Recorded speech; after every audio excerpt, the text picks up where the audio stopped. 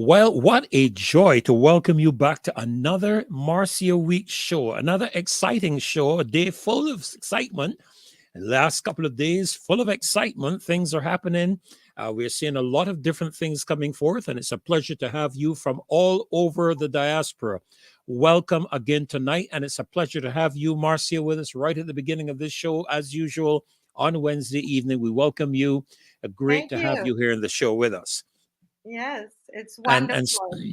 and certainly we want to welcome all of you, Queen Bee. And you're the master, or should I say you're the mistress. I don't know, master or whatever, at this. Loyal Daughter 66, Deborah Marshall.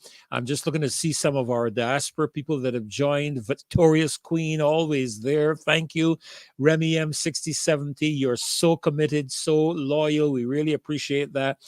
Patrick Green and Welsh, Juliet, sorry, Gittins. And I ran into Harriet today, Marcia, at one of the nurseries, for the children, and she was so excited to meet me. She had met Rose, she said, just the day before in the supermarket, and encouraging words to keep the good work up. She said that she didn't know half the things that she now knows, and she really thanks God for the show and the education and information that she has acquired. So really great to have Sir Alfred Benjamin. I was looking for you, sir, from Brooklyn, New York City. Really great to have you. Emerson Babb, greetings. Thank you from UK Loyal Opposition. Yeah, we agree. This present government has to go, and let us fight until the end. Giving up is not an option. So, this evening, Marcia, over to you. I'm going to just slide a little bit back behind. You're taking the opening. You're taking the opening over, and I'm going to just watch how the ball works its way on the pitch to see if when I get up that side of the wicket, if I can make any runs. So God bless you. Over to Well, you. Real thank pleasure. you, Dr. Ferdinand, for being on this evening. It's always a joy to have you. It's great when we have a great team, and folks, I tell you, this evening as I went on to start the show, um, we found out that I've been hacked. Okay, so my Facebook, the Marcia Week Show Facebook is hacked. My personal Facebook is hacked. And so I'm asking everybody to share this live. This is what we will have to do.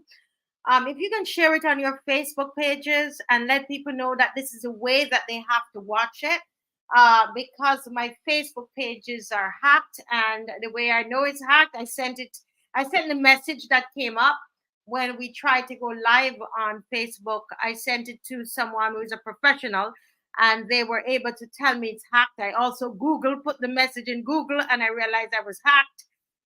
So that is what is going on. I don't know, who are the people behind this, but I want to send a message to those who believe that they could seek to stop the voice of this show, to stop the show from going into as many homes as possible, whether Barbados, throughout the region. I want to say to you that you have failed. You have failed before you even start trying, because this show represents the voice of the people. And the voice of the people is the voice of God. And so your efforts, I know that my phone as well is being tapped. I'm very aware of that. I could tell you because I hear the difference in my phone, and it's not going to stop me. It's not going to stop the Marcia Week show. It's not going to stop the all of the those of us who are on here, all the panelists. We will not be stopped. The only thing that is going to be stopped is this government of Barbados. This government that is in power has to go. There's no middle of the road here, guys. This government has to go. It must go. And it's you and I that will make that difference and make the change. It's a coalition of the righteous. And all of us who come on here each night, and those who watch later on, the thousands of you who watch later on, it's the coalition of the righteous that is going to overthrow the unrighteous. Unrighteous behavior of people, threatening letters, threats. It is the coalition of the righteous that will prevail. And so I want to send a message out tonight, and I want you to send it out. And if you are anyway affected by the fact that I didn't bother anybody, I have just come on and I'm sharing information, I'm educating Barbados, and they choose to go and hack my Facebook pages, decide that they're going to get into my phone as well. So they would have probably gone into my phone and got my passwords. I don't know. But understand, the only let me tell you something, people, Barbadians, we just need to get serious about it, you know. That's right. That's right. Yeah, they're planning to some election or whatever. You think they could care about this country? All that they care about is power. And they will look for when the country is most vulnerable, as they did in the COVID-19. When the COVID-19, when we couldn't go outside, they decided that they would do the election to ensure that they remain in power. And now they have tried to destroy the other party, that is the possibility of that other party. And they have decided, they're making up their minds that this is the time they're going to pounce on the people of Barbados, because they're after power. They're not after what is best for Barbados. They're after power. And I say this to Barbadians with no reservations. We need to get rid of this government. We're tired of it. It's time. So good night to you all. I just had to come out. Guns blazing there. We are not afraid. Power and money, Marcia. That's it. Power and money. Power and money. Yeah, power and money. Listen, everybody, 400 and something on you. Could you just stop right now and share before we go to the national anthem? I'm going to ask you to stop and to share and to like. Share and like this broadcast tonight. Thank you all very much. Share and like this broadcast tonight, people. Yes, God got this.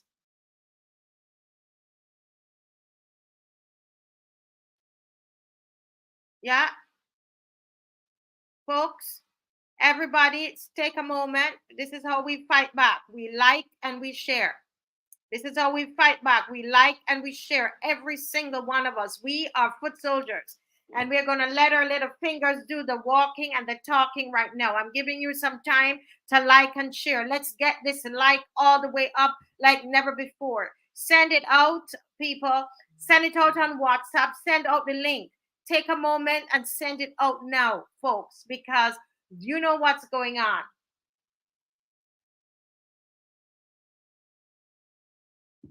Yeah, and we are not surprised. It's not that we are surprised. We're not surprised, Captain. We're not surprised. We understand that this is going to happen, and so we respond. We respond. Okay? We respond. And how do we respond? It's not holding your head and ball. It's not nothing that we are going to fight, and we keep fighting. They're listening to me right now because they're into my phone, I tell you. But I want them to hear me. Listen carefully. Jericho will fall. If you're in my phone and if you're in my laptop or whatever you want device, let me tell you something. The power of God is greater than any technology. You understand? You can lock me out of the power of God, and you can shut up this mouth, because I will go on the street corner as I did before, and I will stand up on the street corner and I will shout aloud. So you could hack all you want. This government, this government will fall. I'm telling you this, May 15th, 2024. This government will crumble from the inside. This government will fall. And we are calling on the coalition of the righteous. Where are you? Are you in the coalition of the righteous? Like and share. Like and share, Barbados. We fighting back. And this Saturday, don't find any excuses, people. Don't come with the excuses.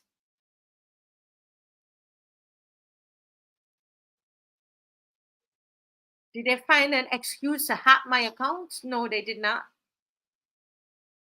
Don't find any excuses to not be out there on Saturday at 10 o'clock. Do you understand me? Saturday at 10 o'clock. No excuses. Marcy, did you lose your internet just now? No, I didn't. No, I didn't. I'm glad, because mine went back down again throughout the entire area. I tell you, it reminds me of how about collateral damage, when they take out everybody, just trying to get one person. Anyhow, I missed all the wonderful things you had to say just now. I'm sure they were absolutely stunning. I can't but agree with you. I'm just affirming that to the people who are watching that this government has to go. I'm not mincing words with it. Yes. I endorse you 100%. As a former member of the Barbados Labour Party, my mother very active. I don't know about my brother and sister at the moment. That is their affair. But as far as I'm concerned, I will have nothing to do with this Labour Party. It doesn't reflect anything to do with the Labour Party I used to know. I'm just trying to make sure I get the national anthem all ready for you, so that as soon as you're ready, just let me know. Ready. It's going to play. Let me just give me a few more minutes here. Sure. The loyal daughter is saying the walls of Jericho. Let me hear. I want to hear from the people. Everybody who is on, guys. Everybody, you're enlisted in this army right now. Everybody that's on, you share and you like. That's how you fight back. You're going to fight back. The walls of Jericho are going to come down. God is greater than this administration. Agree, loyal daughter. They will implode. There are more that with us than are with them. Listen, it is going to implode. It's going to crumble from the inside. And I just want to bless. I bless anybody those mischievous people who have done this tonight. I want to bless you and receive the blessings, because you have touched the people of God. Bad idea. You have touched the people of God, and I can very bad idea. Blessing, right? Yes, Calvin, we have invested. We're investing in that. We have David Williams in the U.S. who is working on that for us. So we're not. It's not about religion, Calvin. And so, but we are doing that. So don't assume, please. It's being done. Just so that you know, it is being done.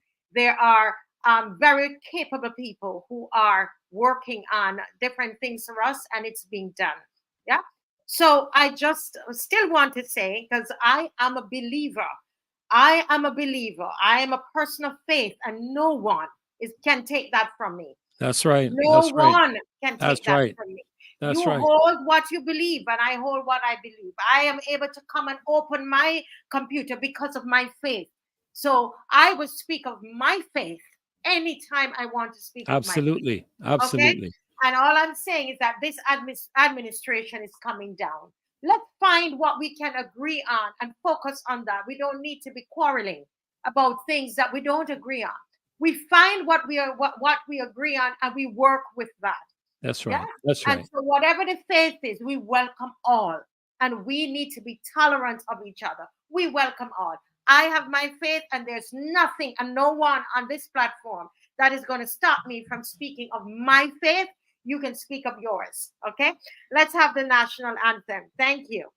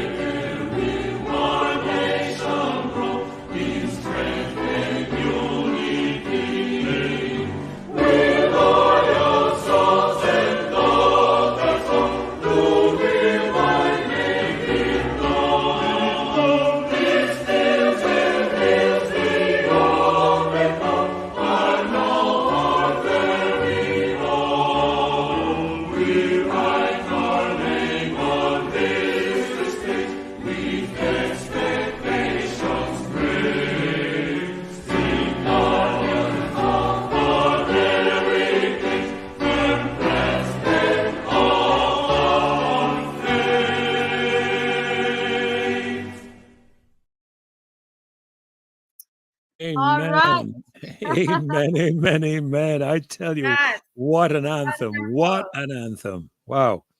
Yes. So, folks, on this weekend is a big weekend. This weekend is a very, very big weekend on Saturday. Saturday morning. Saturday morning. There are over what 590 of you on. And guys, we need all of you out on Saturday morning. Saturday morning, 10 o'clock. Saturday morning, 10 o'clock, 10 o'clock. Where are we going to be? Let me see the bright persons who can put it in. Yeah. Well, who's gonna put that? Who's gonna put that in the chat? Where are we at 10 o'clock on Saturday morning? I'm waiting for somebody to put that in the chat. Nobody. Where are we gonna be? Where are we gonna be on Saturday morning at 10 o'clock? Saturday, the 18th of May. Where are we? Where are we going to be? Massacre Park. Yes, thank you. Thank you. Come to the front of the class, Melissa. Massacre Park. Listen, Massacre Park. Everybody welcome. Whatever walk of life you're from, you are welcome. Are you a Barbadian? You are welcome. You are welcome. We find what we have in common and we work with that. If you're Rastafari, you're welcome. You're Muslim, you're welcome. And they're there. We have Rastafari, Muslim, Hindu, whatever. People, atheists. There was one guy who came, he told me he's marching. He said, I'm an atheist. I said, you come, my brother. We walk in together. Listen, all of us, there is something that we have in common, and we work with the things we have in common. Yeah, we have more things in common than we have that's different. So we're going to work with what we have in common. So everybody, that is where we are. Massacre Park at 10 o'clock. This is Kensington Oval. 10 o'clock. That's where we are on Saturday. On Saturday and Saturday. Will you be there, Dr. Ferdinand? I plan to be there, Marcia. And just let me say that regardless of your race, religion, color, whatever, you are Barbadian or you are in Barbados, you're a resident, you're a citizen. I don't know whether, as long as you're legal, we would prefer you be legal. But you're Barbadian, and we welcome you in that march. 10 o'clock, we kick off from the Kensington Oval. We're heading to the Independence Square, and we are looking forward to another tremendous culmination, Marcia. I missed last week, but I got on and I saw some young people. Oh, my goodness. Marcia, those young people, I was so proud of them, so very, very proud. And Monday, you had a young man on who I cannot forget. As a matter of fact, I want to go and get Monday's YouTube video and extract the clip of him alone. I'm leaving out Caswell and you and the others and just taking out the clip with Don.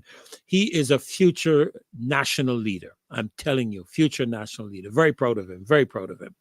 Very Yes. proud of him. It's wonderful. It's Yes. really wonderful, and we're gonna have theory, not theory, but Timon Howard. Timon Howard, he's 20, about 21, and he presented in Parliament and did a spoken word. And so he's going to do that live for us on Saturday. We're going to be in Independence Square on Saturday, and because we're not going to stop now. On a Sunday, because we're gonna talk about Minister CADDLE. If we can get her, one of the things you can do, Dr. Ferdinand, is just to get the article of Minister CADDLE, speaking about the committee and what the suggestions that the committee is putting forward. Read a cybercrime bill, okay? So let's see if we can get that, if we are able to get that up at this time. But just let me just Yes, yes, Peter King, Don Leacock. Yes, Don Leacock is the name. You remember. Yes, yeah, wonderful.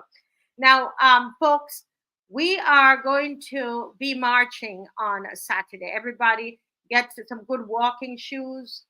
We have water for you. We have a wonderful team that comes right from among us, and they one of our brothers there makes sure that we have water and it's on ice. He brings it every Saturday, brings a cooler anytime we're out there, and they make sure that we're well watered. If you have medication, make sure you take the medication ahead of time. We also have our a seven-seater there, that if you are not feeling well, or you might have the bad knees, that you are able to you're able to be accommodated in the van. All right, and so that everybody is accounted for. So you're invited to come down on Saturday. Make sure you wear comfortable clothes. You're comfortable. You're cool clothes. And we sit when we get to Independence Square. We still have a lot more water.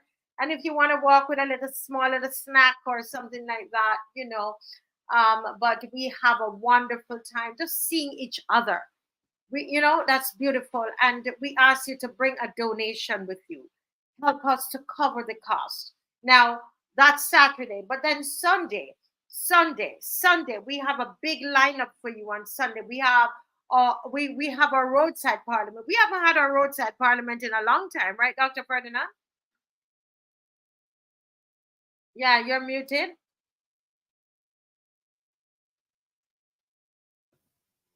Okay, I Yeah. didn't realize that. Yes, we haven't had for a couple of months, and I'm looking forward to it on Sunday. And the location we will soon be able to confirm. Isn't that right? Yes, we are going to be able to confirm that for you by tomorrow. And though we will not have an actual show, but I will guarantee you that that location is going to be fully confirmed for you by tomorrow. All right. Wonderful, Yes, we've been wonderful. I was working on that today, myself, my husband, and we've been working, right? So we believe that that will be fully confirmed by tomorrow. I was speaking with the police today, and they had such a glowing report about us on Saturday. I spoke with Senior Superintendent Brooms, and he said that the policeman said we were such a wonderful bunch of people, and they had nothing but glowing reports about us. Thank God. And Thank so God. yes, and so they are Yes. busy working on our permits for this week. We need one for Saturday, we need one for Sunday, and we give God for favor. We thank him for favor. And good behavior. Everybody behave themselves well. These are all peaceful marches. And even as I'm talking about the government crumbling, we're not a violent people. We're not talking about any insurrection or anything. We're talking No. about using that using that vote is what we're talking about. We're talking about legal means of removing this government. This is an oppressive government. Just take a look at the kinds of bills that they're passing. This is an oppressive government, a tyrannical government that has to come down. We just need to need to understand that, and decide that that is what we're doing. And, Decide and that is what we're doing. Yes, go ahead, and Doctor. Marcia, to think that anyone, because I understand that there was an expression by I would believe Tony Moore, and I'm not going to be pulling any punches either. I think time has come to call names. Tony Moore speaking at the conclusion of the not conclusion, yes, the wrap up of the Child Protection Act, speaking concerning the need to protect democracy from tyranny and anarchy, and referencing the marches. And when I thought of it, I said, what a hypocrite, because you're supposed to be the head of the workers' union. You guys have marched. The Labour Party has marched. Everybody has marched, and I didn't hear anything about tyranny and anarchy then. And people are marching today, and you talk about how you are trying to protect democracy from tyranny and anarchy because the people are expressing their concerns. That is indeed an oppressive government. And I can't help but think, Marcia, that the close association we are seeing with the Chinese Communist Party is helping to fuel a lot of this, because you do not have a government with greater anarchy and totalitarianism than the Chinese Communist Party. And a lot of things I'm seeing, to me, reflect the influence, and I dare say I would not doubt for a moment the input. And while I can't say that your challenges and the problems you're having are connected to that, it would not surprise me in the least if it is, because that's what the Chinese Communist Party does. That's what they do. So when you see all these close associations in Roebuck Street, and you see things beginning to happen in the country that don't normally happen, you're left to beg the question and ask the question. Yeah. And, I want to say we are not afraid. Not afraid at all. We are not afraid. And I can sit here and I can say, I am not afraid. And I can do that because I know that I am not just, I didn't call myself into doing this. I didn't call myself into doing this. And when I say when I say I am not afraid, I say that standing on my faith. Yes, absolutely. And That I join you as your everybody has brother. to know. Everybody has to know, Yes. Everybody has to know. I say that standing on my faith. That's I right. am not afraid. And I am I'm your not brother. afraid. I'm your brother. We are not afraid. I stand with you 100%. Yeah, yeah. So, Tony Moore, there will be more marches. There will be more marches. And we're marching. We're doing the marching that you should be doing. The workers in this country, the working conditions are deplorable for a lot of workers in the public sector in Barbados, and you do nothing about it. You do absolutely nothing about it. So we are marching for those workers. We're doing the marching that you should be doing, Tony Moore. That's right. That is That's what we're right. doing. That's right. Absolutely correct, Marcia. With all the things that are happening in this country and what we're seeing our workers go through. I listened carefully to Dawn on Monday talking about how hard it is as a young person to put everything together with the cost of living in this country. You're not hearing a word from the Barbados Workers Union. I don't know if she's general secretary or whatever she is. Not a word to defend the rights and the income to lobby for better income for the people in Barbados. I mean, look at how the salaries of consultants and ministers of government and members of parliament are shooting up through the roof, and the workers are getting a pittance. It's like, okay, here, we throw you the crumbs. No, it's not. That's not good enough. That's not good enough. Yeah. So send the message. We know you are listening. We send the message to Tony Moore and to all of them, because they're all so afraid of these marches. We will continue to march. We will continue to march. There's nothing that you can say that will stop us from marching. Absolutely. Because you are against democracy. And we're sending you a warning. The people are there. We have lost all trust and confidence in the government of Barbados. And this government will crumble. There is a coalition of the righteous. I like that. And this government will crumble. Simple. End of that. Let's welcome Mr. Franklin. Hello. Good night. And thanks again for having me. I'm also thankful for the people who listen to me, and I realize that some do because they tell me about what they hear, and they're asking us to continue. So, Yes. Marcia, the government might not want us to continue, but the people who matter want us to continue. All right.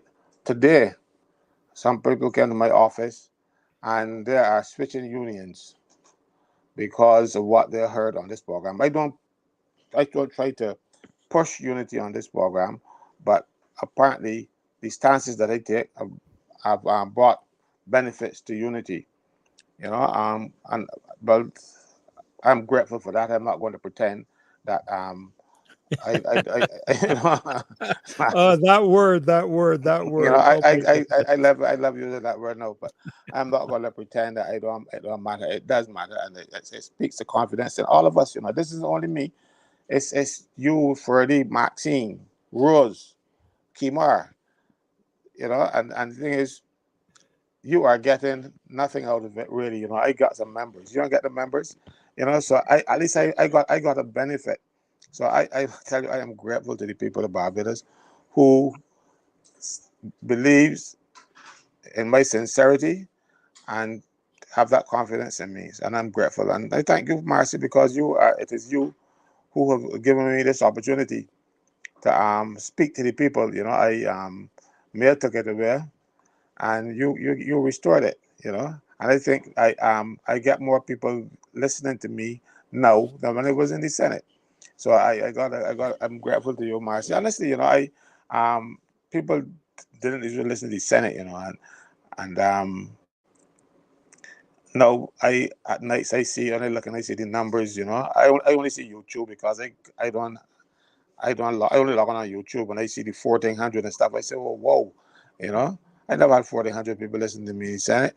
You know what I mean? So this this this ave- Ah, this avenue has worked, and I will pledge yes. that I will continue doing what I do without fear or favor.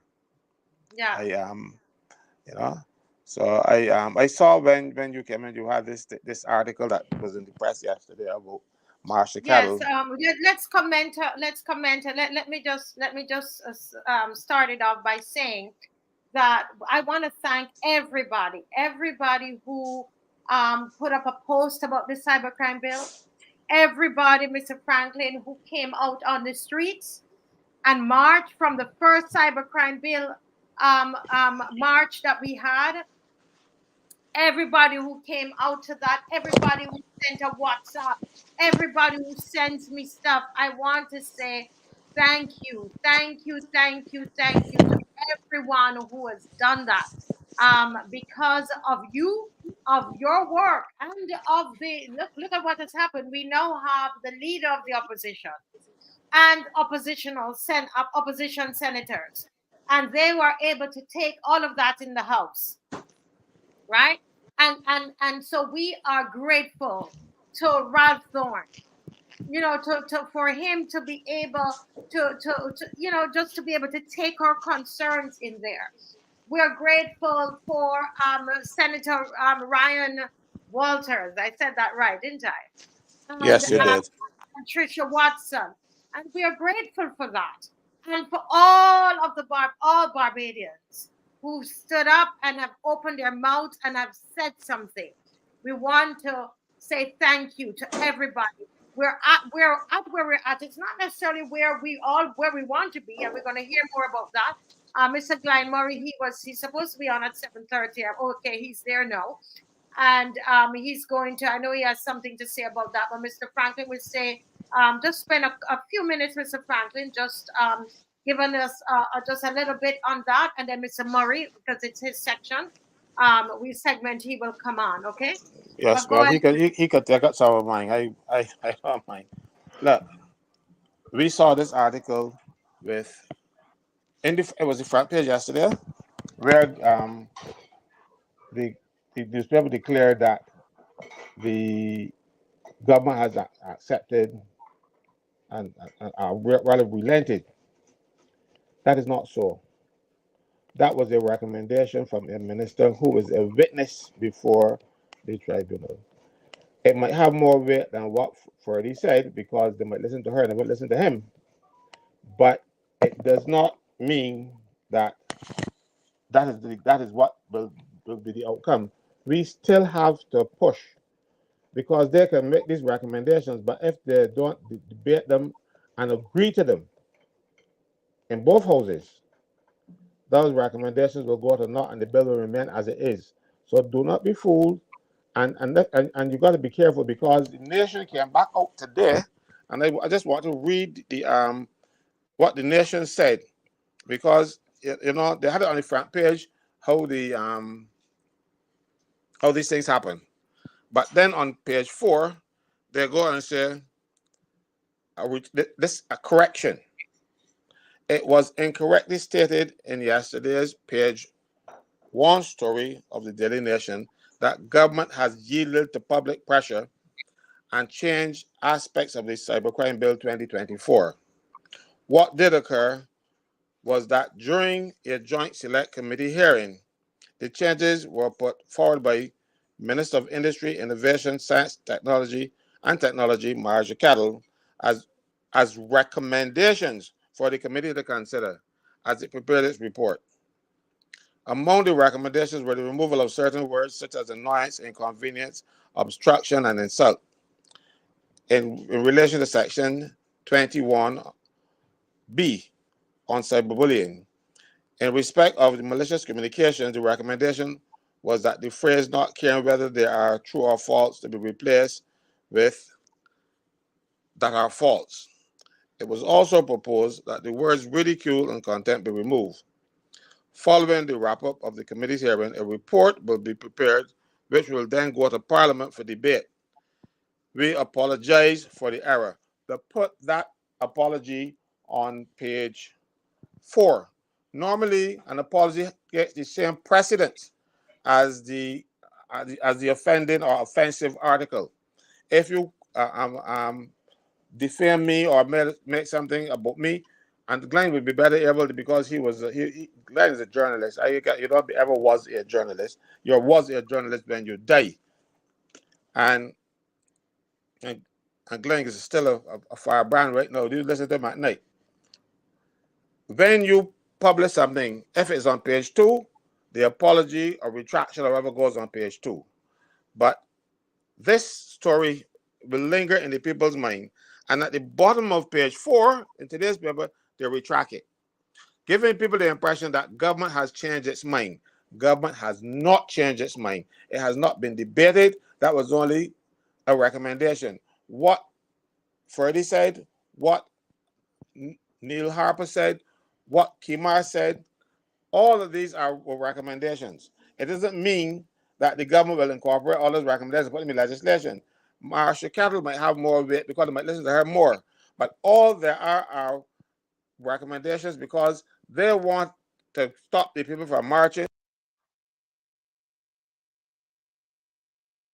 We can't hear you, Mr. Franklin.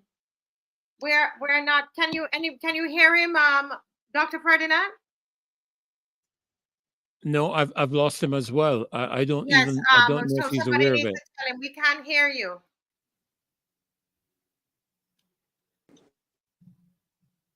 Yes. Okay.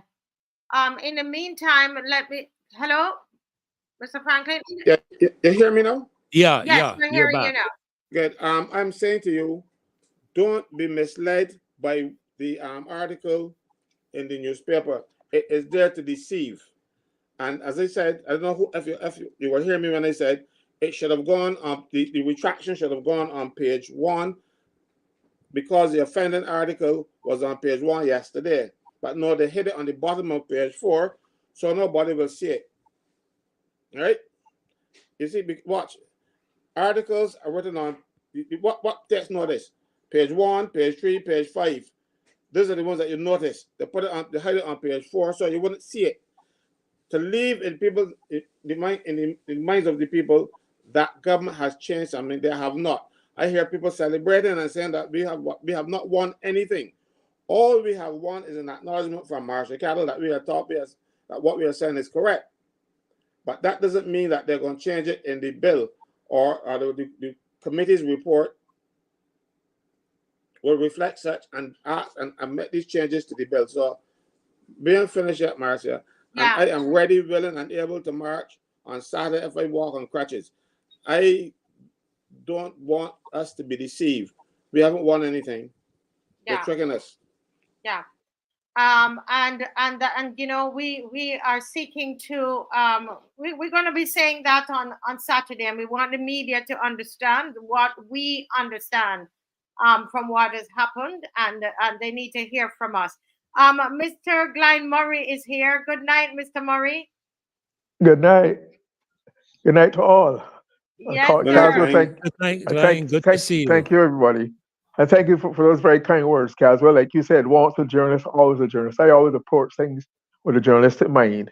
That is why when I evaluated the Prime Minister's speech on at East Coast Road, and even her budget speech, where's the meat? Where's the beef? Where's the story? There's no story. But Caswell, you are perfectly right.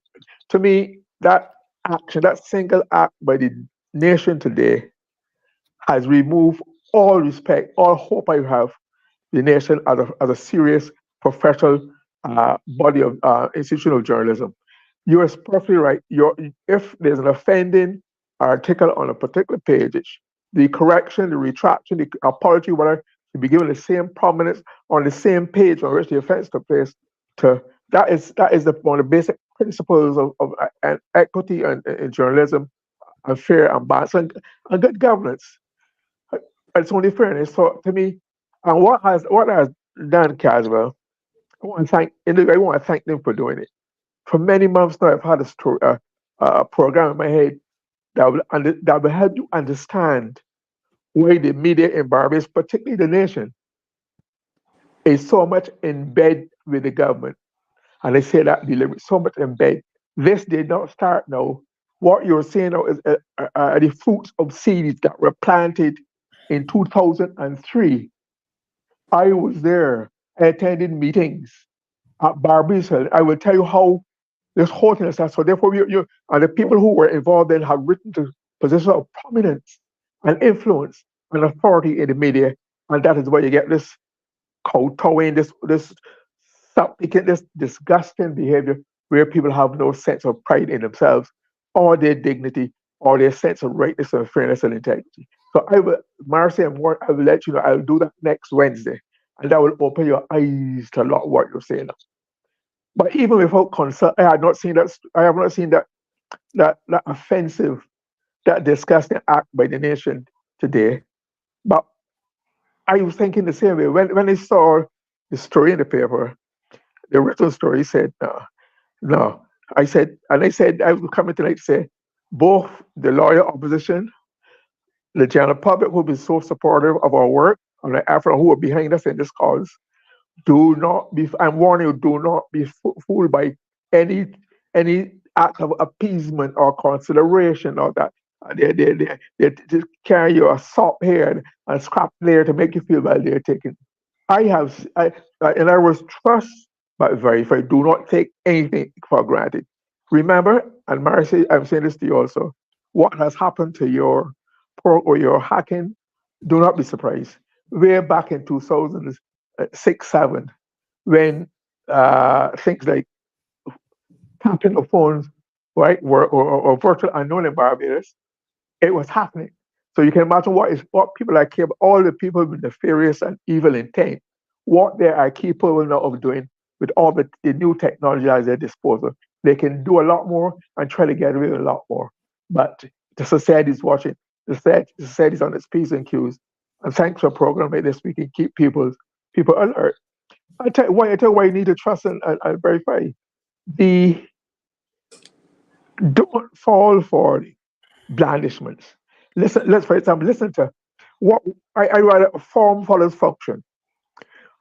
When you start wrong, you end wrong. In other words, form means the process that you undertake should give you the result that you want, help influence the result you want. Form follows function. That's why you decide a house the way you want it to serve your function in the house or office or whatnot. The formation of the committee tells you that. If you listen to the members of the commission as they perform, nobody is giving you an intel. They're seriously listening and considering. They open their minds. They want a fair exchange of views and what they're making grudging statements, and they're also sticking to a very hard and straight line. For example, I'm told that one senior member of government has had to say there's nothing, and a lawyer, there's nothing at all wrong with the bill. So therefore, do not expect this commission to do that. And if you see what I mean, look at Chairman Hinkson. Chairman Hinkson giving 10 people 10 minutes. Certain people, not Sir David Simmons, who's not an expert on cybercrime, cybersecurity. He might be an expert in law, but he's not an expert in cyber law, cybercrime. Not Minister CADDLE neither, but Neil Harper, an internationally renowned expert who's been good enough for the rest of the world, but not good enough for Barbie. You limit them to 10 minutes. It's an insult to, and you hear Prime Minister talk, we want Barbarians, international, global Barbarians will be global people. We want to produce global people with Bajan roots. If you want a global person with Bajan roots, Neil Harper is such, and he should apologize to Neil Harper. Not only that, I checked. I said, wait, why 10 minutes? For anybody who presents a half decent presentation and give it a ready cannot do it in 10 minutes properly. I said, why would this be? My only conclusion is that if you are not able to develop your point properly, you're not able to persuade the public to your point of view. So if you limit 10 minutes, that is a deliberate act to curtail, constrict, and minimize what impact you can have. Not only that, but what's so disgusting about it? None of the other neither the Commission on the Constitutional Reform, nor the Commission on Parliamentary Reform has had time limit. People are allowed to come and present. What so therefore is special about this commission that Chairman Hinkson, and I'm wondering if this, because when you're having a commission, you saw the terms of reference. When you're chairing, you let people know how you operate, your operating procedures. Was this 10 minutes agreed to by all the members of the commission? So why would you do for limit, like I said, to curtail, to control, to minimize? And it really sends a very bad signal about the intentions of this government. I think we are seeing a further manifestation of I've talked about this concept from time to time, the tyranny of the majority, where the people who, because you want a majority at the electorate, it is assumed it gives you this right. I would like to associate God with such disgusting, unprincipled, undemocratic behavior. It gives you this right to tyrannize the public because you have those numbers, as I say. There's no sense of morality, sense of justice and fairness. I think that's what we're saying. They're wallowing in this in the tyranny of the majority, and there's no end to what they seek to do. We therefore have to be. I think what also informed me is that Minister Hinkson, if there was that point when he was given an idea as to why he went the route, why the commission went the route they went the way it did, why the commission was set the way it did, and the composition out of the House, etc. But before we do that, I'd like to just to give you a clip of Mr. Hinkson when he's speaking especially when he's talking about Neil Harper, and give Neil Harper 10 minutes. Before Neil Harper could start, his tone of voice, I detected hostility. His manner was not accommodating, open. To me, he's had a prejudiced position, and therefore shut down Neil Harper before he could even talk. Listen to the tone of voice. Listen, and it tells you that. And apart from that, I've noticed his words very carefully. He made several references to criticism, not suggestions, not observations, not recommendations, but anything that person had to say of the bill, a cybercrime bill, was regarded as a criticism if it did not come from the government side. So I think that is telling you, and Marcia is right. Do not Councilman is right. Do not expect any different outcome.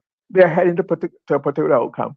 Can you play that clip for me where Chairman Hinkson is speaking to Neil Harper? I think there's a video of that If you Yeah, can't have it we right will away. have to search to see if we can find that. Yeah, we with what happened with Facebook and so on, we had a little Oh, challenge I at the see. beginning. Okay. All right. So just Can yeah, I can go If on to something else. Go ahead. Go ahead. do you have a copy of it, Glenn? no, No, it's I don't. okay. I don't. No. I will speak to Dr. The, Ferdinand. Let him do the this video presentation. when he was Okay. introducing before Mr. Harper came Yeah. on Okay. to make his Okay. presentation. But that apart, Chairman Hinkson did attempt, in all fairness to him, did attempt to give a rationalization for why the the commission proceeded, why the commission was set they did, why the Senate took the route it did, informing the commission against the protestation of what Caswell did point out. He did it would in some material given to which has been in circulation. At least I've seen it. Not a truck, a helicopter, one from a helicopter from the regional security system or from Operation Trade Winds flew over and this flew into my patio. And it talks about, he quoted a concept called of the, it's called the concept of exclusive cognizance. Did you have that?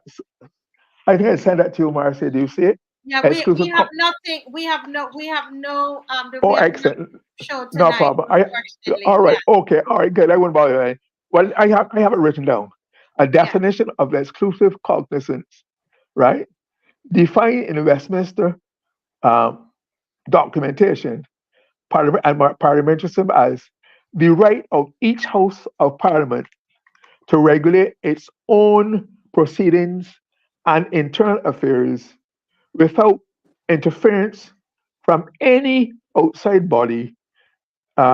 This includes the conduct of its members and of other participants, such as witnesses before a select committee. This concept is called exclusive EX, and those who if they want to Google it themselves, there's a lot of literature on it. EXCLUSIVE, exclusive cognizance. COGNISANCE. And basically, their rights, they stem that their rights and privileges stems from that. A further quotation I have from the literature is the right and privileges to complete autonomy for each house is brought is written and to have is taken to have evolved over centuries of parliamentary history. So this is something they have internalized as an institution that once you are in the you're in the talk about House of Lords, Commons, House of Assembly or Senate, you have this right, this inherent right to Yeah. conduct your own affairs despite what any other person might think, because that's your right given by your purposes. And don't forget, Barbados has had the third longest home parliament since 1639. So they have followed that too, and and and therefore we have to see what they're doing. This ties into lots of other things where they're not listening. Remember, I spoke yesterday about the last night about the reliance on the thing of Europe, the Council of Europe, and their values and their outlook and their goals and their mentality. We bought into that, and this role, the role of this commission and its work and this reliance. I can give you some more information next week on this exclusive cognizance, but this role that it makes them this makes them think that they have no they do not have to pay attention to the feelings or thinking what the loyal opposition says, what other people Americans say, that they have this right among themselves. And when you're that kind of body, especially a body like the Barbers, the party government now, they clearly indulge in what they call group think, where everybody behave alike, think alike, and they're not open or they're not publicly or in a group open to other things. So this is group think, where they think they have their own objectives I am yet to find out what must have motivated them to think that they are prepared to criminalize Barbadians for freedom of speech, freedom of expression, because Barbadians have always had part of their culture, part of the national characteristic, national psyche. One of universal characteristics to speak your mind, to discuss, debate, uh, debate sometimes at the highest level. So to seek to make that a criminal act, when, like I said, you are decriminalizing all that, and to make that a criminal act, is to seek to destroy part of the Barbarian tradition, culture, Barbarian psyche. Because if a Barbarian feel, if younger Barbarians feel that there's no hope for them now in getting a good job, be able to buy a piece of land, Yeah. build a house, get a mortgage, buy a car, there's no hope. What if I can't speak my mind? Having been educated, I've been accustomed to having to see my mother, father, people over there speak their minds freely. Is this the best thing they can do for Barbados? Is this the best thing that we need most of all in Barbados right now? This criminalization of freedom of speech. Let's attempt it. This would like to criminalize mass, because we are mass, it will have mass impact on the society, because we now have to learn a whole new way of thinking and speaking and coaching our language and profession. And I think, therefore, that when this bill proceeds, before it gets to any state of finality, I think we should demand, we need written, written copies. Don't tell me you're going to put it on the government, on the private website or JS website. No, we want to be able to go and see it and go through each word, all the content for ourselves, so we can judge it to see whether it is what we want, whether it suits us. We cannot afford to trust any assurances that they have listened to us, because the way the proceedings are going in the commission, they are going towards, look at how, when you listen to the chairman, I told you about this criticism, the chairman does not, dealing with certain non-government members, does not seek to guide them to make the debate open and fair. He tries to channel them into a particular route to get their thinking feeding into the recommendation, the contents of the bill. So to me, I think they're just going through the motions because of the opposition. They were forced to do something about it. But to me, they're going through the motions. There's no genuine, sincere attempt on my part, as I can see, on the government's part, to seek to pay serious attention to what the public is asking for, to wipe out this attempt to mass decriminalize Barbadians for the benefit of democracy and for the long-term benefit of the society. Yeah. Do I have more time? Oh, that's it. Well, I just I was just here 8 o'clock on the dot, and it's perfect. Let him go, let him go, let Yeah, him go, it's let him 8 o'clock on the dot. Somebody says here that the cyber bill is not spoken against by the Indians. It's quite interesting. We don't hear white Barbadians talking about this, nor the Chinese in Barbados. Is it that they're not afraid of it? Is it that it's not speaking to them? What are your what, thoughts about if you think the public servants and other persons in Barbados, because of their occupations or their businesses, are afraid of their future, of speaking out, speaking their mind, expressing themselves democratically, well, the racial minorities in Barbados are even more terrified of that. I learned that when I organized community independence celebrations for Barbados, the whole month of November, to bring the community. I said you can't have community celebrations and don't involve everybody in the community. So we deliberately reach out to the Indians, the Chinese, Chinese, all the other minorities, the white Barbadians. And you know what they tell me? You know what they tell me? We want to be involved, but we are afraid. And this is non-political. We are afraid that if we push ourselves forward, we might reject it, and if we speak it, we will be ignored and things. So that's why we are waiting to be called. But we prefer if we are approached rather than Yes. for fear of being snubbed. So that is why the reasons why they will not speak up, because they feel they are already small in number and they're very easy to get at. And all, don't forget, government is the single biggest employer in Barbados and single biggest consumption of goods and services. Virtually every business in Barbados has some contact with Barbados once or not. So all these depend on governments largesse, governments contracts. So they are not plus, and it's not some individuals might, but you're not going to hear Mr. Bulbila talk about this from the Muslim community. For Yeah. example, he speaks about because they do not want to be singled on. Some individuals, but they are because they're such a tight knit group.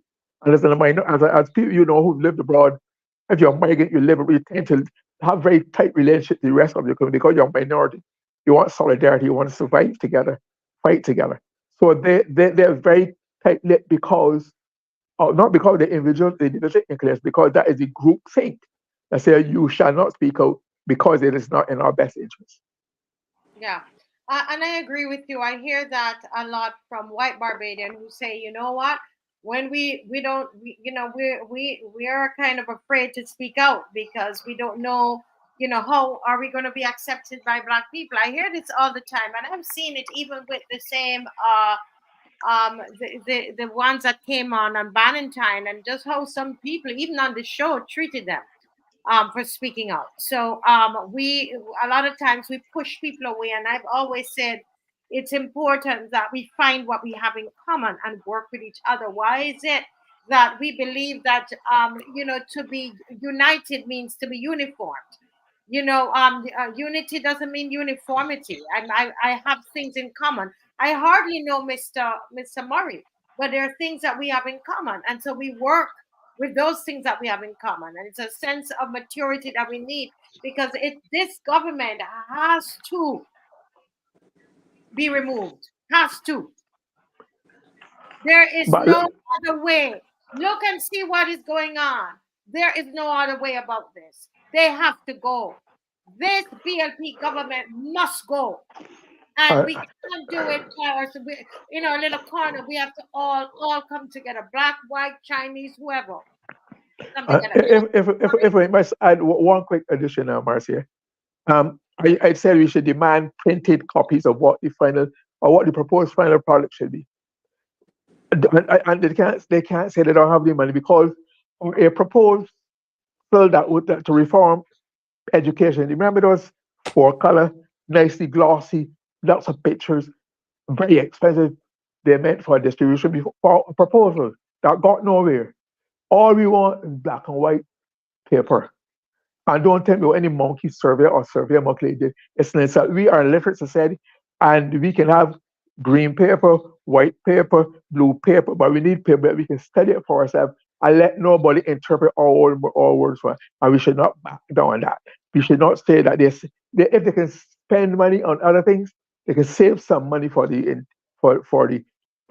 information informing of Barbados. Remember, we talked about the information starvation. This is if you give them a little information as possible, they have little room to think it out or maneuver or see the flaws. They just go by what they're given, and hopefully it'll be all right for them. Yeah. Guys, as Mr. Murray has shared with us tonight, I want to thank him so much for the insight. And I want to say to everybody, this Saturday, very, very important. You heard Mr. Franklin, who's coming up again very soon. He's going to be just sharing some truths with us tonight. May 18th, this Saturday at 10 o'clock. The place to be is Massey Car Park. Massey Car Park. Everybody needs to be out. Guys, you can't sit and wait for somebody to go out for you. That's not the time that we're living in. You could tell right now they want us to back off of the marches, because they say, oh, we're conceding. But then now we see that they come out in the newspaper and say, well, we didn't really say that. They didn't really say that. So we can't back off, folks. Saturday, 10 o'clock. 10 o'clock. Do what you need to do in the week. And then the last thing I'd say before Mr. Franklin comes on again, share.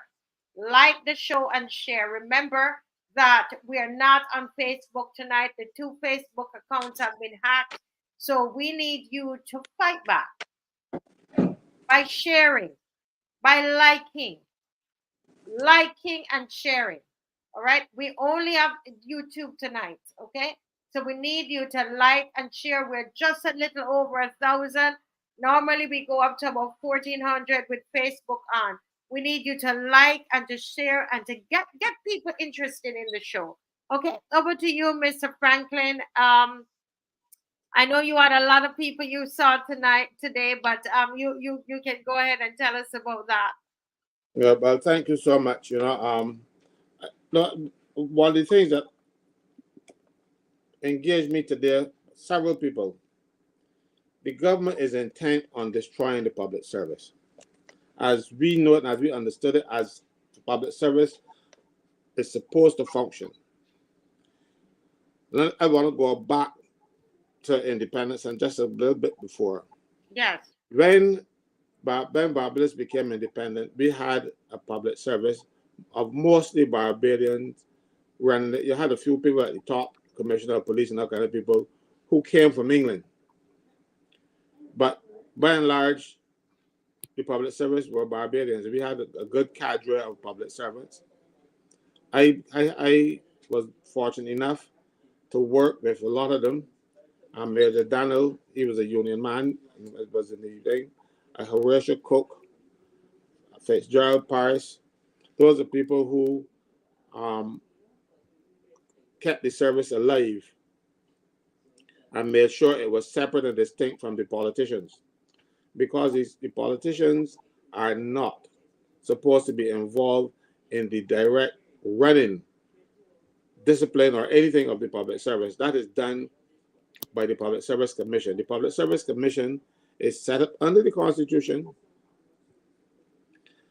to be an independent body to advise the president, in this case, it used to be governor, but no president, on, just let me read it for you because people might think I'm making sport. Section 94 of the Constitution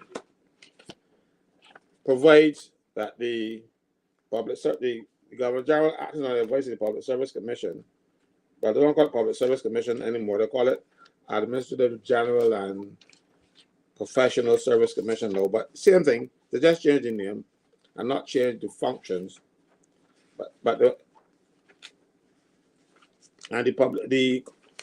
Section 94 says, subject to the provisions of this Constitution, power to make appointments to public offices and to remove and to exercise disciplinary control over persons holding or acting in such offices is hereby vested in the Governor General, no president, acting in accordance with the advice of the Public Service Commission, now that fancy name that they have. That takes the functioning of the public service and put it in the hands of the president, not politicians. Because what you want is an independent public service that will advise whichever party is in power should not decide, well, look, I'm a B, so I can mess up this permanence, I can mess up these ministers. No, you're supposed to be professional and to give professional advice to whoever forms the government. Now, the Prime Minister has decided that she don't want any more permanent senior public officers, heads of departments, and permanent secretaries. So she started out on the campaign to appoint people on contract. And that is dangerous because a minister is supposed to take advice from his civil servants, from the permanent secretary, heads of department. Now, if the minister does not take the advice that is offered to him, and something happens, the permanent secretary is supposed to write and say to him, under the same Public Service Act, the Code of Conduct and Ethics, the permanent secretary is obliged to write and say that he disagrees with the minister, and but he still has to carry the functions, but he has to clear himself. He has to cover his tail. That's what the Act provides for. That's section paragraph 13 of the Code of Conduct. The Code of Conduct and Ethics. All right? So, but now if you have a fella who is on contract for 3 years, the minister has done something that he don't particularly like, he thinks is wrong.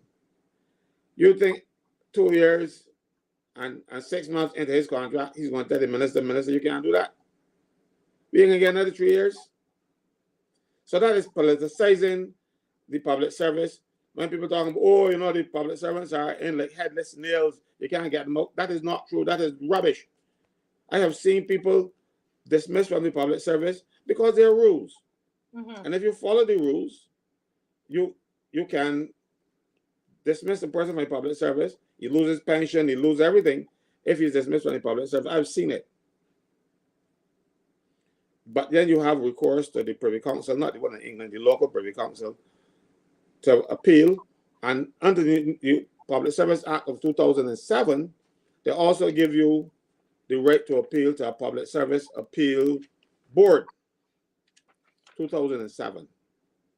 So far, they have not appointed a single person to that board. That was put in place as one of the last pieces of legislation that was passed by the Owenatha administration before Thompson came into office. It made provision for this Public Service Appeals Board. And they have not staffed it. They have not actually even appointed a single person. Public Service Appeal Board, you will be able to give evidence before this thing. When you go before when you appeal your case before the Privy Council, you write a letter, send memoranda, they read them and decide, okay, well, we still think you're guilty, and you're dismissed. It is unjust. Since this action of the Owenatha administration by putting on the law books and in the Constitution a Public Service Appeal Board,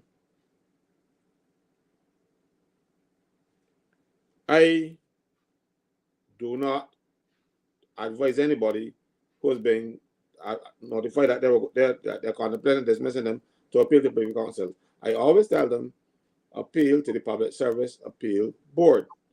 And they always say, oh, they haven't got none. I said, that's not my problem. The law says you must have one, so have one. When they did it to Alvin Bob, up to now, they didn't appoint a board. Remember Alvin Bob, the teacher who ran the elections? Yeah. When we argued that there's no law against it, we finally discovered that there is none, but he was found guilty of not breaking the law, because there's no law that said he couldn't run. And I advised him to appeal to the Public Service, but as a matter of fact, I drafted the appeal for him to this day. So what they did is say, oh, don't bother about it, matter's over. That is not how courts and how systems work, judicial systems work. They have to have a decision, but these do what they like. They tend not to care they only pretend to care. They tend not to care about the niceties of the law. And that brings me to the point of Care McConney in the page 3 of the Barbados today. Mm-hmm. I don't speak to them, but I read them. And she's on the front page pretending to look pious and like this, she's talking about teachers who have sexually assaulted children. Everybody will agree that it is wrong. And she is saying that there are a number of people who have been suspended for assault, having sexual relations or sexual harassment of schoolgirls or even boys. Now, what she has done is to delve into an area in the house that is sub judice, 1. 2, every person who is suspended from the teaching service is not suspended because they're involved in any sexual relations with anybody. Mind you, I know of one who's been suspended for financial irregularities. But when people now see that he's suspended and the minister is on the house pretending to be worshipful and looking hurt, they say, well, that's an act. So when people say that he ain't going to school now, they can think that he went to trouble a little girl. It is not fair. It is not her role. It has nothing to do with her. I do not say that you should trouble people, little children. That's not the point I'm making. And the point I'm making is that you do not come and broadcast from the House of Assembly that we have such cases going on, and that you and that her ministry don't deal with anything. I'm very surprised that she even knew about them. But what is wrong there is that she gets into a public service issue. The public service has its own governance structure. You have your own court system. As a matter of fact, I appeared before a panel just yesterday to represent a person who is charged with an offense. And he has, so these offenses are outside of politics. Ministers are not supposed to get involved. When he is, if and when he is found guilty, then he has the right to appeal. And those matters should not be discussed in the House of Assembly. As a matter of fact, it's contrary to the standing orders of both houses. Both houses discourage ministers, they forbid ministers from speaking about matters that are sub judice. Right? But that is not good enough. And they are bound by their standing orders. The standing orders are provided for in the Constitution. They said the Parliament will make its own standing orders. But at the same time, when you make orders, standing orders, you have to follow them. Or you can suspend a standing order if the circumstances require it. But you cannot continue as though Ed Hinkson don't read. He's only read what he wants to read, because he is going back to some nonsense talking about the part they can do everything. Yes, you can do whatever you like within the standing orders. Nobody has absolute power. None. At least nobody on this earth. Nobody. I'm talking about a collection of persons. Nobody has absolute power. Parliament does not have absolute power. They are governed by the Constitution. The Constitution tells them how they can go. And the Constitution provides for their standing orders. And their standing orders restrict them from doing. And I'm going to repeat this because I said it before. When you form a committee of the House, the committee is supposed to investigate the clauses of the bill to see if they are good enough to be passed. So when you have a committee, the committee is saying is delving into the bill and say, okay. And if you go to the House, you will hear them say, it better to move that clause 1 stand part. That's when the committee is supposed to examine the clauses, and then if it says, well, it stands part of the bill because they don't have anything, or they approve it with amendments or whatever. When the committee reports that the bill is good, you pass it. You do not then come and form a committee to check to see if the thing is good to pass that you have already passed. So I don't mind what Edmund Hinkson was saying. He was talking nonsense, but that is his usual thing. All I want is this government to behave as though there are some set of rules that they should at least would like to obey. They are not doing so. They are not playing by the rules that they make. And that is why we have to be so fearful of them. And when you have people that are so arrogant and refuse to even follow the basic, you don't need them. That is dictatorship. Lucky that they don't have the power to say, off with his head, because this boy big head of mine would be on the ground ever since. Or in a basket, wherever it drops in. You have to follow the rules. And they are not. Next thing I want to talk about, Marcia, now, is the peace program. The what? The peace program where they give people money. So all right, so we're another. Well, give us 5 minutes on that. I see Heather is in. Right. So, yes. No. This is going to be 2 minutes. Yeah. The peace program makes provision. They give subventions to people or whatever they call them to go there and help former prisoners and whatever to make sure that they don't get back into crime. That's what it's intended to do. We have a prison officer who applied to this committee, to the peace program, for some money. So he's going to do a project for prisoners. So far, the project for prisoners has netted no work, but I think he got about $150,000 that he kept for himself. First of all, a prison officer will be breaking the rules if he is in contact with prisoners outside of the prison. So he can't have a program to deal with it. I can do it, you can do it, but I can do it. I think the rule is stupid because in Barbados, you might have a next door neighbor, a brother, a sister, an uncle, a grandfather, somebody who went to jail. Yeah. And if that is the case, and you associate with that person according to the prison rules, the prison act, you have committed an offense. But senior prison officers cannot expect to charge junior officers for breaching those rules, and then they're in place. And not only that, they're actually getting money from the government to breach the rules. And then they do not use the money for the purposes that's intended. Now I understand that they discovered that he kept the money for himself. He spent $95,000 on himself already, and the money missing. Well, wait a minute, you're going too fast there. Go back again, because well, you know, when you come with these things, we in class, as Miss Corbin is saying, and we alert and we learn it. But that teacher, slow it down, teacher, bring it back. Okay, when they give you money to do a program to help prisoners, mind you shouldn't have gotten it in the first place, but you got it, and then you have not set up a single thing for that money to use that money on, but $95,000 of it is spent.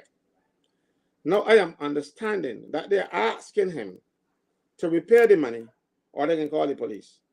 No, in the public service, if you steal money or you obtain money by fraud, the head of the department has no authority to negotiate with you. The minister can't tell you, we are going to prosecute you if you don't bring back the money. The maid can't tell you to do that. The only body that can have any say in that is the Director of Finance and the Commissioner of Police. That is in accordance with the Financial Management Act. You must report any money missing to the Director of Finance and the Commissioner of Police. So when people at the post office carry stamps, you can't say, well, you got to bring back the money. The Postmaster General does not have the authority to negotiate with you to get back that money. That is out of their hands. If you're in customs and you carry something, the Comptroller of Customs does not have the power to do that. He has to send it upstairs.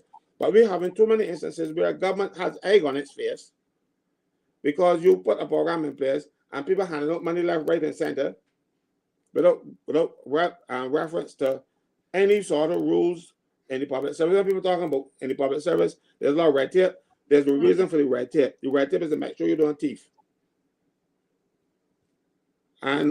But you have set up a program and doling out money like it going, and you spending money like drunken sailors, and then discover that you spent on the wrong thing. This money is supposed to go back where it comes from, and they felt that they should now change his status from prison officer to prisoner. That is the only just solution for it.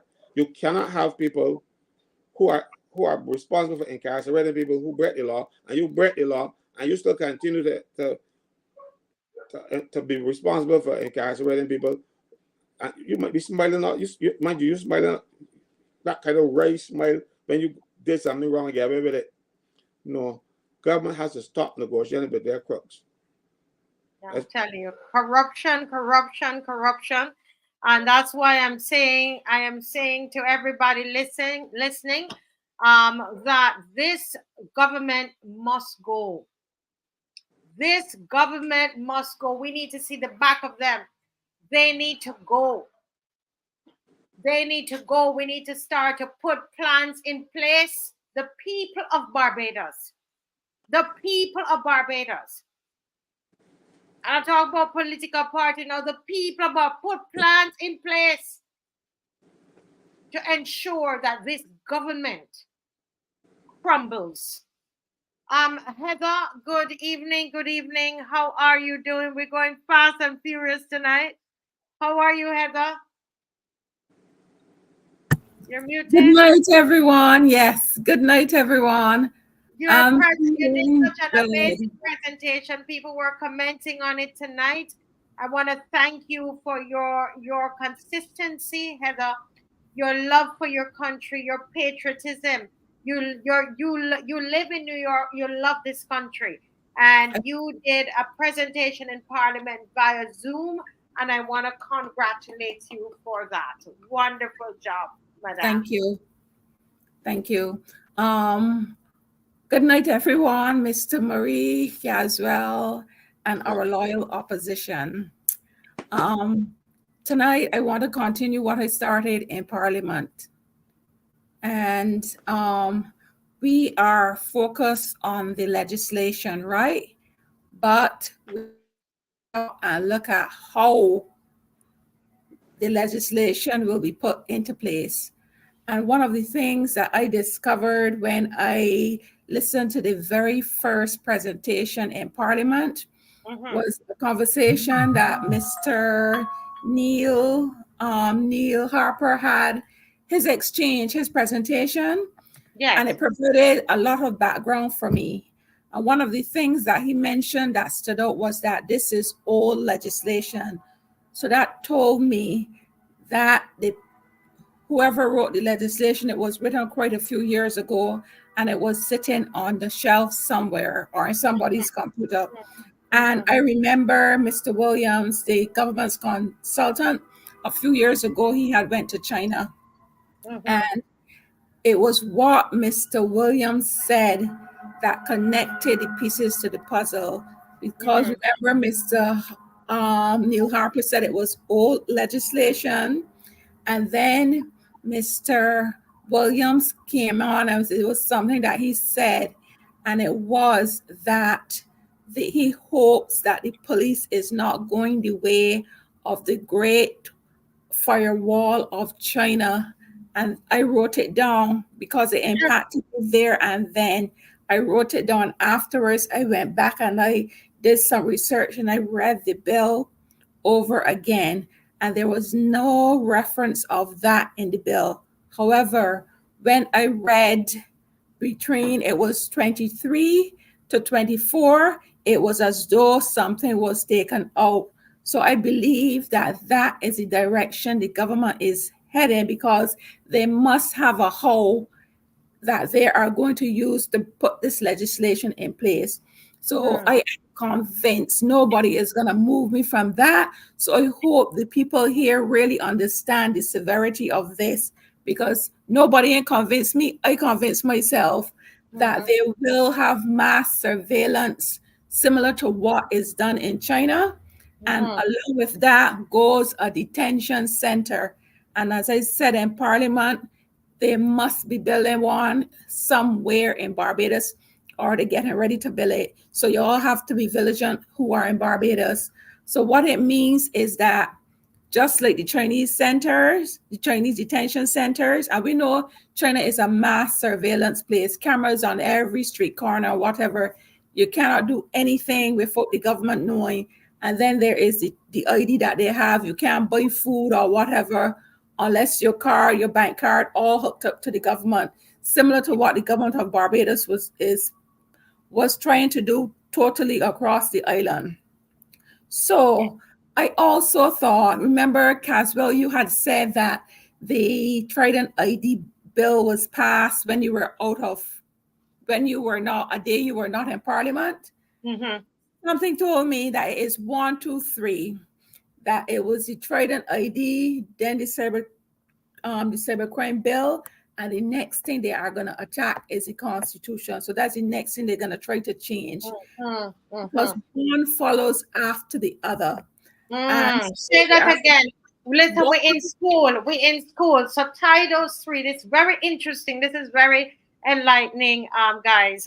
Tie the three of them. And please, everybody, you've just come on. If you are normally watching Facebook, we're not on Facebook because I've been hacked.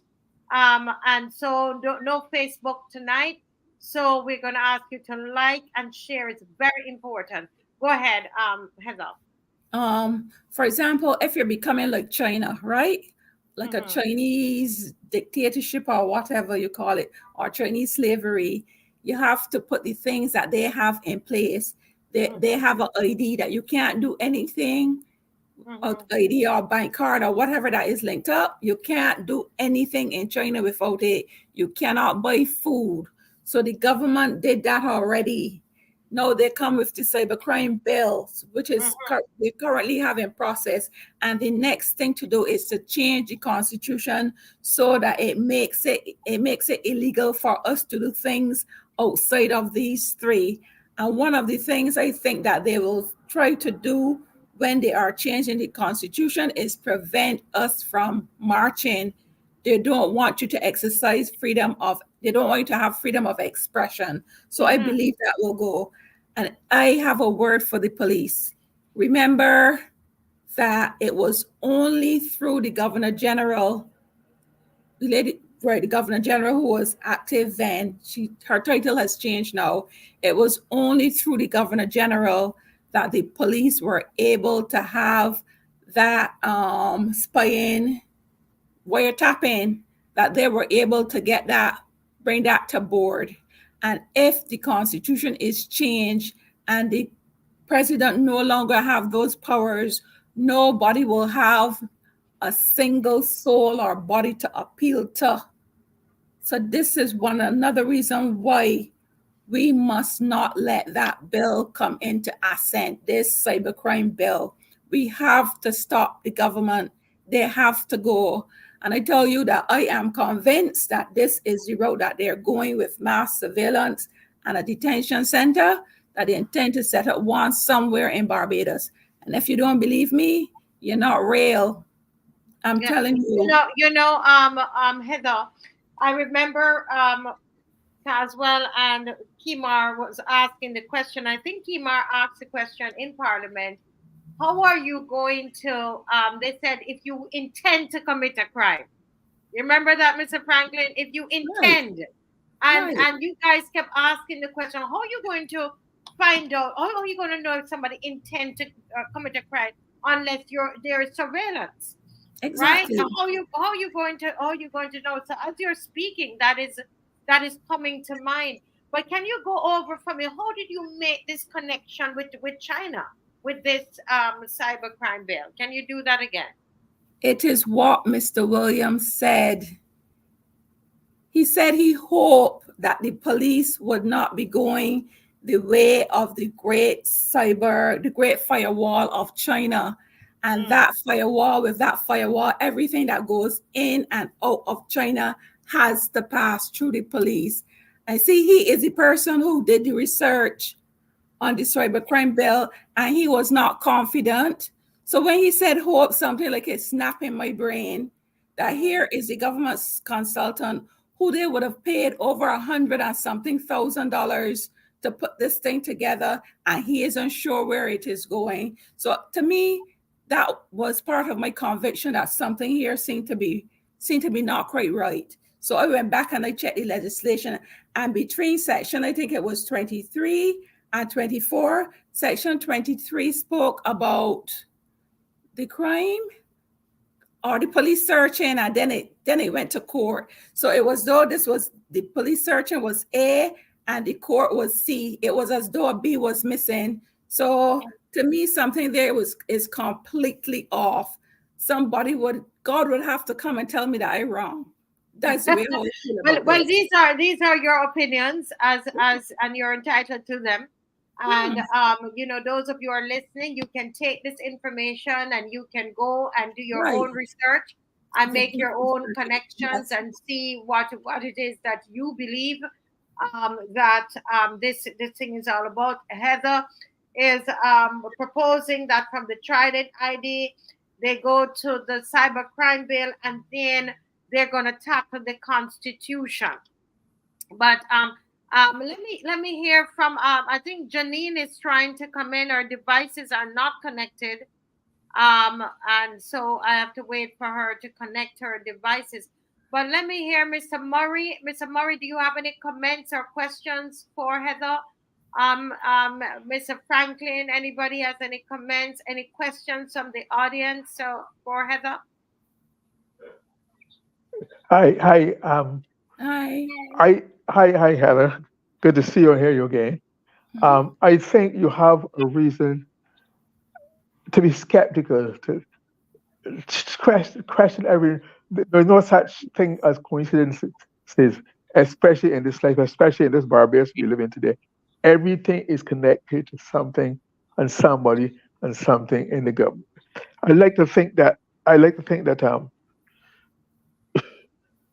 If a government could be so petty and so mean-minded and so spiteful to deprive this grouping from having access to a location, a public location, and take active steps to do it. This is something that will happen, but what would they do behind the scenes? What would they do to surveil and check and what? So we should not question, we should not doubt their capacity. So right now, too many things are happening behind the scenes. There are too many. I heard Caswell talking about for example, things that happen in a real obscurity. That's the only term. A real obscurity faction of Barbados. Caswell talked about the crime of money being paid to people. I like to call it influencers in the criminal world. I am told that, with all due respect and all fairness to the Attorney General refused, I am told, it is alleged, refused to allow that program to work through his office, which it should be, right?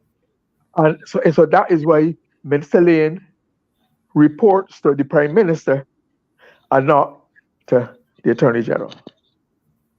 That goes on. So you can see then how the loose money, the wild money, the taxpayers' money, how the system has been so corrupted. Not only in money, but Castle talked earlier about the system. One of Barbados' greatest strength used to be the quality of its administration, expressed in the professionalism of its civil service. I know, because that was my first job. I learned, and like Caswell was exposed to a lot of top-class person. We used to export civil service, export expertise, and that's what helped Barbados to get as far as the large extent it is. Now, all of a sudden, this government has gone into public service with some in the political firmament and told me that they see the civil service as either inefficient or dense, and therefore they don't want to deal with them, don't want to take them on. So that's why you have people being, all kind of rules being, like Castle said, being abandoned, all the systems, the ethos, the principle, the practice. One thing about it, I know people talk about the bureaucracy. Everything is, I don't know if you know it, Marcia, but this panel has a bureaucracy. You are the head, and there are various steps and layers before you can do certain things. That is their bureaucracy. So it's meant to have order and security and certainty and discipline, right? But because they don't want to fall into that discipline, they say they are inefficient, they're disloyal, they don't trust them. But just remember, you know why? Because they came, the nepotism, the cronyism, the patronage. I like to refer to them as friends, family, and fornicators. So that covers the gamut of people who go into a state of position of authority and power. Friends, family, and fornicators. That is the pool from which most of these people are from. I haven't heard that word fornicator in so long. Well, I used to have a fairly good relationship with the Bible at one time, so I remember those things, right? But that's why that is the polite. I wish I could use the real major word with the other S to describe them. I cannot on the show. I can tell you. But yeah, right. But so the whole system. Listen, I had the honor to be a Minister of State in the Prime Minister's office and a Ministry of Civil Service for nearly 9 years. Oinata, I was responsible for the day-to-day management of the civil service because Oinata realized that he could not all the other things, supervise all the other ministry. The civil service is a gargantuan institution, rules, papers, all kinds. There must be somebody to monitor it. No, tell me the truth. And Barr did it. Barr had somebody in charge of civil service. Other minister, Tom did, etc. No, Tom himself, but he was a different approach. When you have somebody who's flying all over the world, you do not have time to mind the store, the details, to keep on top of things, so anything can happen. Sure. Because you are passing on that responsibility to other people. Many of people who don't know what they're doing, but she has not spent time to learn and to respect the integrity of the system. And one of the greatest, apart from what they might have done to the economy of Barbados, Yeah. to the debt, etc. One of the greatest damages that this government would have done would be to undermine, destroy, defile, root out, eradicate, shake up the civil service of Barbados. One of the proudest institutions we ever had. And one last thing, the fear of speaking out even exists among retired civil servants who have things to say, who could guide us, inform us. I've approached some of them, fine civil servants, some friends, but they're not prepared to speak out, even though they're retired, because they have friends, they have family, they have children, etc., to live in Barbados, and they are afraid of the possible future. That is the reality of life in Barbados today and the civil service. Glenn, you're absolutely right. Thank you, Mr. Murray. Before Caswell responds, and then we will have to close this segment. Adrian Hines is saying, Heather, that asking for you to do some more research.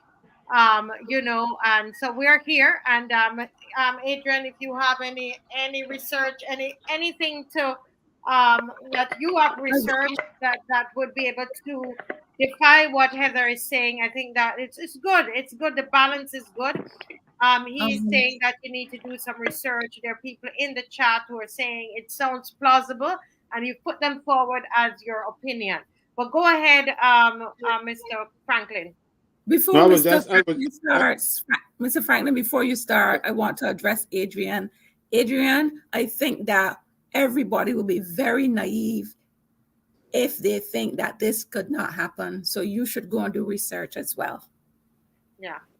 Okay, but thank you. Mr. Franklin? I was just supporting Glenn because I have spoken to several senior public officers because I was in public service for a long time. I joined the public service on the 2nd of January 1980. That is the day, because I would never forget that day, why? Because public officers used to be entitled to leave passage. You get you get a vacation overseas paid for by the government. I think it's once or twice in your career, but it finished on the 1st of January 1980, and it came in on the 2nd. So I will never forget that. So I was there from the 2nd of January 1980, and I have passed through the hands of many permanent secretaries and senior public officers, and some of whom still have some regard for me, and they will see me and tell me so. But they say that they can't say anything because they are afraid to speak up even now, having retired, because they're afraid that a public officer can lose his pension after it has been awarded if he gets a criminal conviction. So these fellas don't want to do anything next. The police got the door shaking them for doing something stupid, might not necessarily haven't done it, but once you're convicted, then it's up to the commission to advise the president if to allow you keep part or none of your pension. So these fellas are frightened, and for good cause, because we have seen the politicians delve into the public service, and right now the Public Service Commission is the body. Well, they don't call it Public Service Commission anymore. It's the Administrative General and Professional Service Commission. They have been staffing that now with political operatives. For instance, the last chairman was John Williams. John Williams is not apolitical, or not was. He's passed now.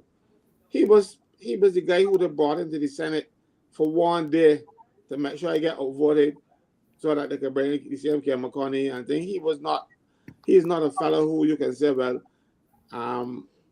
we know that he will not do anything political. He did everything political, and Yeah. undermine anybody who he could in the name of politics and self-preservation and self-promotion. So he Yeah. was the chairman of the Public Service Commission. So when you put political operatives at these levels, the service will continue to become the arm of a political party. And what is happening now? You can't get a job, and Glenn was quite right. And I'm not going to use the word Glenn, but I know which word it is. The fornicators. If you don't do that fornication, you don't get a job. Yeah. I said it in the Senate once, and when it finished, I said I try to use nice words. I said, you have to know, you have to have family connections in the lodge, party connections, or connections of the carnal kind. And I built my thing because one very senior public officer, and they could say because she ended up getting pregnant. So you cannot have, you cannot have not being involved with a politician and get a baby for him if you didn't do them things. Yeah. And that person reached very high level in the public service. And I remember sitting at a table with this current prime minister, and I said to the prime minister, Prime Minister, the service will not get any better until you get rid of that woman, She has So to you go. see, that's the whole, that's all part of corruption. It's collusion. It's all kinds of different things, and this is all that's happening in this BLP government, and that's why I'm saying, guys, no holds barred, no reservations.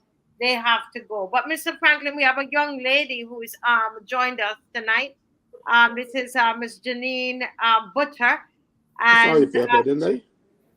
repeat, please. I saw in the paper. I wouldn't forget a beautiful face like that. I saw this in the paper. Yes, and I'm so happy that Janine has joined us this evening. We have been talking, we have been, pulling her out because she's around things. And I said, Janine, you're gonna speak in Parliament, and she looked at me like I was mad. And then when I listened to her, I was beaming. I was so proud of you, Janine, of making such a big step to speak in Parliament. And I want to welcome you for making another big step to come on the Marcia Week Show. Welcome, Janine, to the Marcia Week Show. Good night. Hi, good night to the loyal opposition. Thank you, Ms. Weeks, for adding the encouragement. Hi, good night, Ms. Cole. I want to also congratulate you on your presentation as well. Good night, Mr. Franklin, for your compliment. And good night to Mr. Murray as well. Yes, I tell you, people saw Don on the other night and they're like, oh my goodness. And then my goodness, over Kimar. And I tell you something, our Barbadian young people, let me tell you, what you see on this program, it's not just a little sample. Actually, it's a sample really of the bigger population. There are quite a number of our young people who are just as intelligent as the ones that are on here. Now, Madame, I know you had some more things you wanted to say, concerning that cybercrime bill. You would have seen now, the newspaper saying that, that Minister CADDLE is now saying there are some suggestions that are being made because of all the presentations and so on. I want to get your take on that, and anything else that you want to say to the nation. Read the cybercrime bill. Well, I think that is a good thing that Ms. CADDLE has, and the government has started to consider these presentations that were made on the cybercrime bill, and hopefully that they will continue to consider, and it would hopefully not be passed. I would have spoken on the oversight. I spoke on a lot of things, but one of the things that Mr. Hinkson would have responded to is when they spoke about oversight mechanisms and establishing independent oversight bodies and separate law enforcement agencies that can mitigate the risk of abuse. I also stated that these bodies can review the application of legislation, investigate complaints, and ensure that powers are exercised within the bounds of the law. In that, he would have said, I do have it here, he said that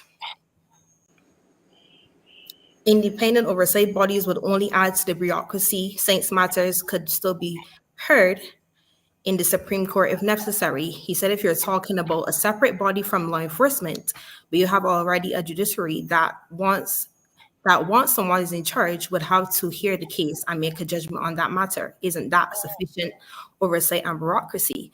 So hopefully the public can see, is it sufficient? And do we have enough manpower? We also see an ad out there for the police service currently. Is that just to handle our national crime, or is it to also handle cybercrime? That's interesting because I saw that in the newspaper, Janine, and I remembered you because you were bringing that to my attention, and I saw the ad in the newspaper where they want more police, and so you as a young person, you're seeing that, what's going through your mind. Well, that they need persons for the national crime, because we have seen a lot of crime happening recently in Barbados. I mean, it's there always, but we have seen the numbers rising as well. I also saw that they were looking for persons prior even to this bill being in place. So that's why I was asking about the other bodies. We see in Barbados that when things happen, such as crime or any other thing that is committed, that has to go before the law courts, the time that it takes. So in regards to this cybercrime bill, this would be something that person would be charged for every 2 or 1 minute of the day. I think people are on the internet, and young people do love the social media platform. So you're saying that the manpower and the justice system, how long it takes, we saw Mr. David Weeks. I think his case is going on for 17 years. 17 years is not 17 days, and clearly there's a whole lot of backlog. Do you actually think that the government is going to take into consideration the concerns of the citizens read this cybercrime bill? I honestly don't know. Ms. CADDLE started to, but the way how it sounded, to be quite honest, is like it's already passed. And we were just given which I am glad I did have the opportunity to make my contributions, and they allowed many of us to do so. However, the way how it's been, it's just like we're having a press conference to tell us and just allow us to speak, to say that you allowed Barbadians to have a conversation, but it is what it is. Yeah. I see. Do you have this conversation about the cybercrime bill with other young people in Barbados? Is this something that you all talk about, and what are they saying? Yes, please, I did, and that's how I even brought that into my presentation. Things that young people were concerned about. They were concerned about particularly if it does pass, who do we charge? How is it? Is it going to be just based on if you have a political friend that you will get off the crime? Is it that's politicians that will not be able to be charged? You see that normally happening on other bases within the country as it stands. Yeah. Mr. Franklin, do you have any questions for No, Janine? what I want to say to her is that she made a good point with having people to monitor. In other jurisdictions, you have people who are expert in computer systems to monitor the computer crime. We have judges, and recently they only try to specialize, but judges used to hear everything. And some of the judges are fossils. They know anything about computers. Some of them probably only turn on a computer once or twice, and they don't know anything about it. And to say to her that you already have a judiciary and so you don't need all these other things, that is nonsense. We already have a judiciary, but yes, we have an employment rights tribunal. We have several employment tribunals. We have a fair trading commission. We have a financial service commission. All of these hear cases. So what he is speaking, they don't make any sense, because we have tons of other people outside of the strict judiciary that hear cases. because these cases are heard by experts in the field. That is why the tribunals, like for instance, the cyber tribunals, the employment and the employment rights tribunal have a lawyer as a chairman, but they got a trade unionist from the labor side and a trade unionist from the employer side because they know the labor laws. They understand industrial relations. And that is, see, I Yeah, suspect that's what she's talking about. To have yeah, some people who know things. But you see, don't forget, don't judge us by Eddie Hickson, please. yeah, Okay?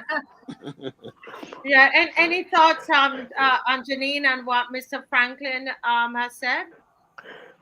Yes, yes, Marcia. First of all, I'd like to say that Janine mentioned the question of the ad for members to join the police force. I heard it being said by one of the ministers that they're short of about 300 men, and that is an attempt to try to. They did not say where these 300 men will go if hired, but they said it's part of a recruitment drive. And she did pick up on a good point about the judges because during the discussion last week on the cybercrime bill, there was a lot of reference that basically let the bill pass and then let the judges decide it.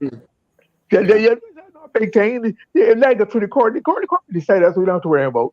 But rather than let the best possible piece of law go before the court, be formed at one time, they're saying, well, if you make a mistake here or then, the judge will sort that and you don't care about me. Well, people's lives can be ruined by the mere fact of being terrified by the possibility of going to jail. It is the terrorism of jail, of being a criminal. Being a criminal is one of the things that most Yeah, Barbadians try to.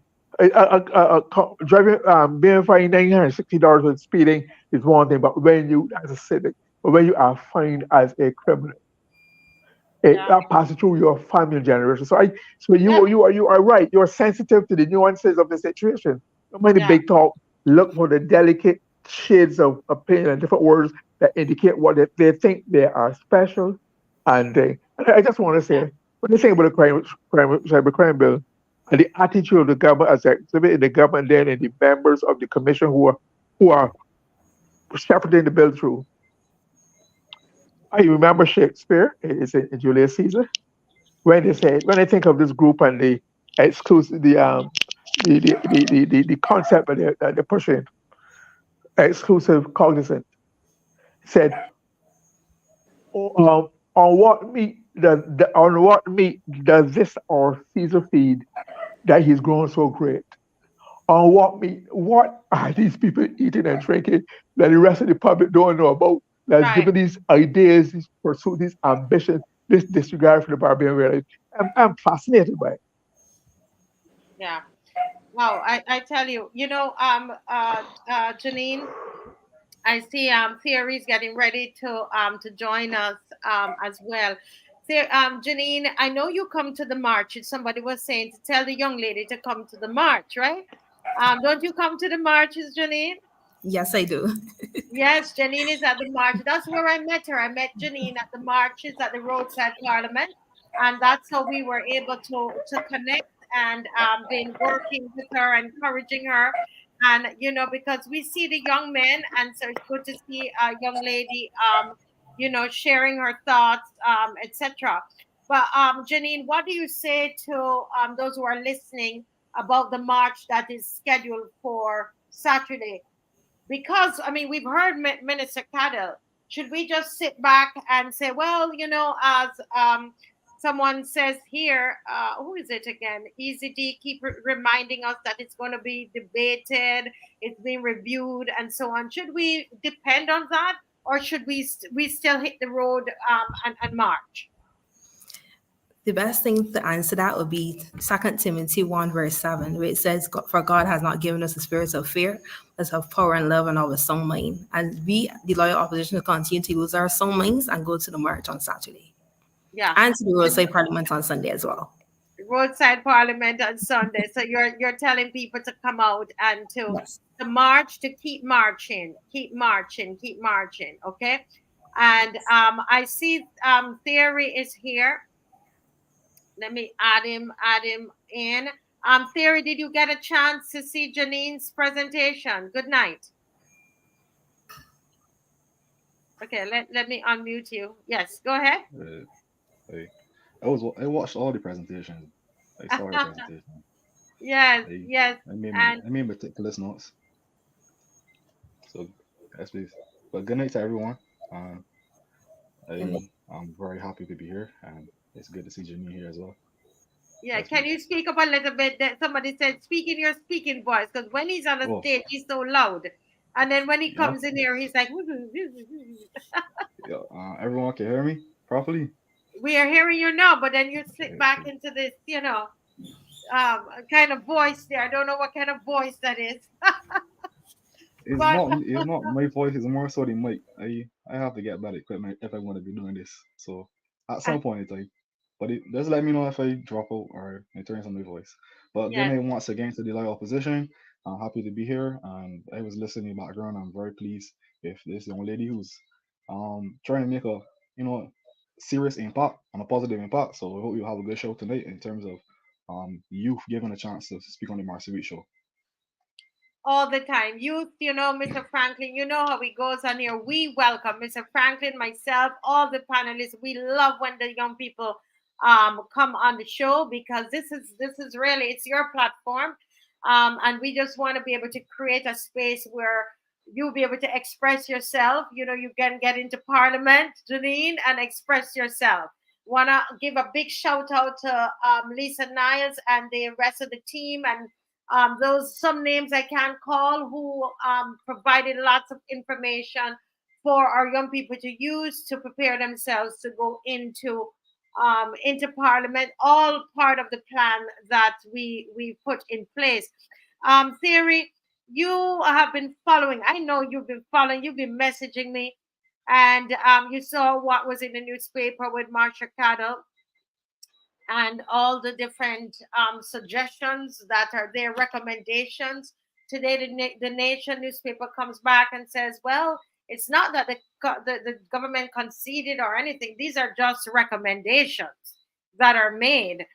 So what are your thoughts about that? There seem to be like, I know you were excited yesterday. Are you still excited now that you see what the Nation has put out in Um, terms of a correction? Honestly, I understand the nation's point of view. It's not A little to give louder, the a people, little louder. all right, it's not to give the people of Barbados hope, or as you said before, I was very excited the fact that the minister said that she wants the word truth to be removed from section, I believe it's section 19 or section 20, that speaks to true or false, right? Hmm. So, but it's a matter of, as I said, it's a suggestion. It's still up to the committee. So I hope that the committee will come to their senses and we will continue to march to push them in the positive direction. But it's something that is not set in stone. Only way it's going to be set in stone is by the loyal opposition continuing to march. As you've seen, right? We have been marching. We have been doing the roadside parliament, correct? Hmm. And since then, they have made, and the minister has made certain changes in terms of her rhetoric and her position on the matter. So we must continue to reverberate our points, and then we will see that it will not just be a matter of possibility, but it will be set in stone then. Hmm. Hmm. Hmm. Yes, please. Yeah, and have you been inviting young people? I know UA is finished now. The last exam was May 10th, I think. Have Yeah, you been that's a, speaking to your friends and to come out to the march on Saturday? I'm working on it. I'm working on it. I'm working on it. It's gonna I'm just gonna be honest. My generation, um, even though they are keen on issues, they're not really, about certain things. They should be What in is terms certain because their things? future. Let's be real. What do you mean that certain things? All right, my generation, you would say that well, the cybercrime bill could take away their right to speech, a right of speech, etc. But they would just say, "Oh man, well, government do their thing," and that's what I've been hearing from them when I was telling them about it. Yes, there's Timon and some other of my friends who are saying, "Oh, this is foolishness," but they're not actually like keen on actually marching or being a part of it. That's what I mean. getting so far. That's a realistic Wow. situation going So on. their thing is, so it will just let the government do their thing. So they don't That's what believe has that been it's coming going back to to me impact them. from the young person I've been speaking to. That's what has been coming back to me so Mm, far. There's some that mm, are like, "Oh, this foolishness. I have to march," right? But then they say they're going to march and then they don't actually do it. They said they want to come, they actually do it. So it's a process. It's a process. mhm, It's a process. That's it. That's the truth. The honest to God truth. I have a mhm. question. Is this the same? You go to the university, is that correct? Yes, please. So is this the same approach that the students of the university have towards the cybercrime bill? Well, I can only speak for myself. When I speak to various individuals on the A matter, little they louder, say, Terry. A little louder. Keep right, projecting, please. sir. Thanks. When I speak to certain individuals about the matter, they say that they think it's a bad idea, but when they ask them if they will come to the march, they say yeah, it will come, but then they don't actually come. So it's a process, as I said before, to get them to come, or to convince them to come, to use a better word. That's Mhm, the truth. That mhm, is sad. I'm not saying that is for the case for all students. I've only spoken to, we could say, 50, but there are more students. But it's a process. I'm only one person, so I'm mhm, working on it. mhm, mhm. Janine, is that what you hear from your friends as well? Because you're at almost everything. What's the difference between you and your friends? That is a real good question. Similar to what Terry was saying, and I do think that some persons are afraid as well in regards to being victimized if they have to get a job, and it's already hard to get a job already. It's already hard to do certain things, and they do think of their future. They do want to speak out. They might find that they can only do it through the same social media. From time to time on Instagram, they know when something comes up, or through TikTok, or even on Twitter as well. They might find it more comfortable to do it that way than coming out to a march. Yes, yes, yes. Let me just say to the people who are in the chat, I see this too often. Can we just allow people to share their opinions? All right. Remember, we are not all the same. We don't have all the same backgrounds. We don't have all the same beliefs. But I want to say to us, in order for us to see to be able to see this government, the back of this government, we have to find what we have in common and work with it. We have two beautiful young persons here, very brilliant speaking.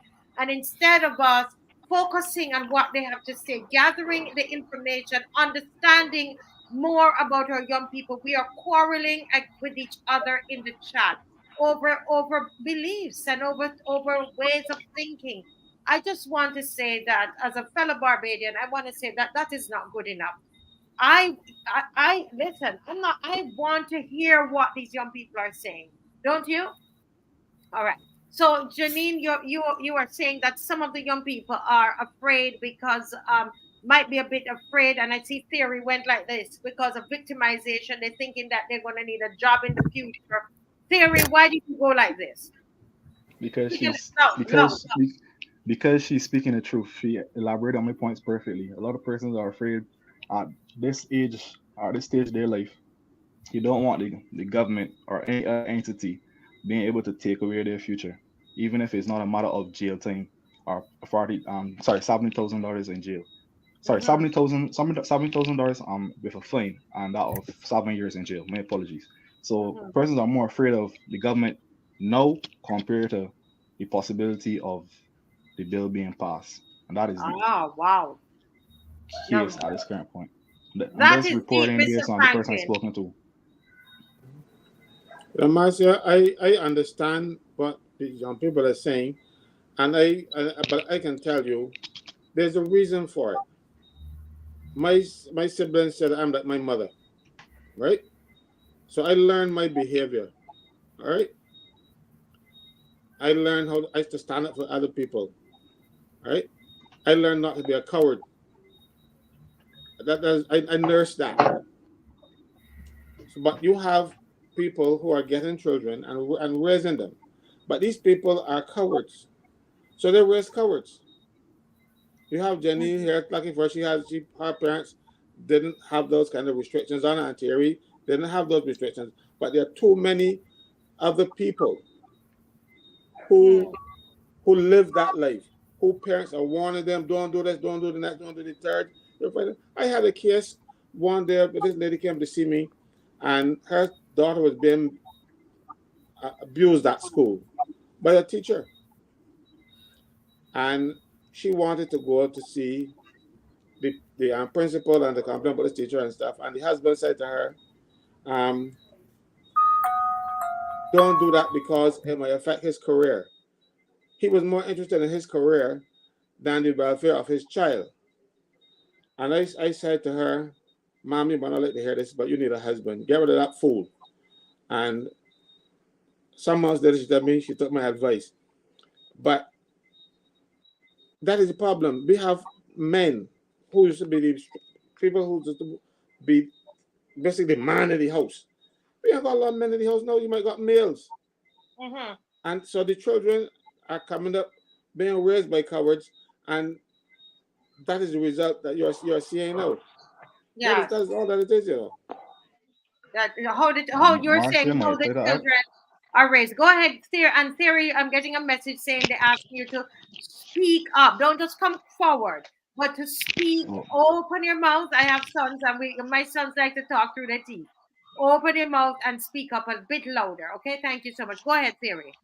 Right. I kind of agree with Caswell to a point. Some person's parents, right? I'm speaking on based on my friends. It's not that they are afraid, or their cowardice is more so that of you're telling the child, well, look, you can be confident, you can be um a person who goes out there and looks for stuff or even stands for something, but at the end of the day, it's who you're standing against.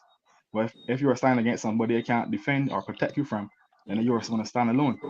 And I've gotten this message from a lot of my close friends, and I've also gotten this message from some of my family members who believe I shouldn't be speaking so freely, right? And that's the reality, because they said straight to me that they're not going to, if I get in trouble with this, they're not going to back me. So when your own family, or how to put it, if you can still hear me clearly, they are not going to back you on something that's supposed to be the most important, or could be the most important civil issue in the country. Then if you don't, like, as I said before, if you don't have a support system, you're not going to go forward. So it's something that's deeper than just cowardice, right? And the second point I would like to make before you continue, my second point is that companies depend on, or most companies depend on government funding, a good set of companies, and also can be regulated heavily by the government. So if I am your employer and you're under my company, and you're, outspoken, etc., and the government comes to me and say, John, you see that youngster at your workplace, you got to deal here, right? Then your boss can come and tell you, is your choice, you can work here, or you be activist. So it's deeper than just cowardice. It's pressure, the pressure being placed. And I'm gonna add an example. It's like the situation with Israel and Palestine. Young persons were protesting against, the whole situation.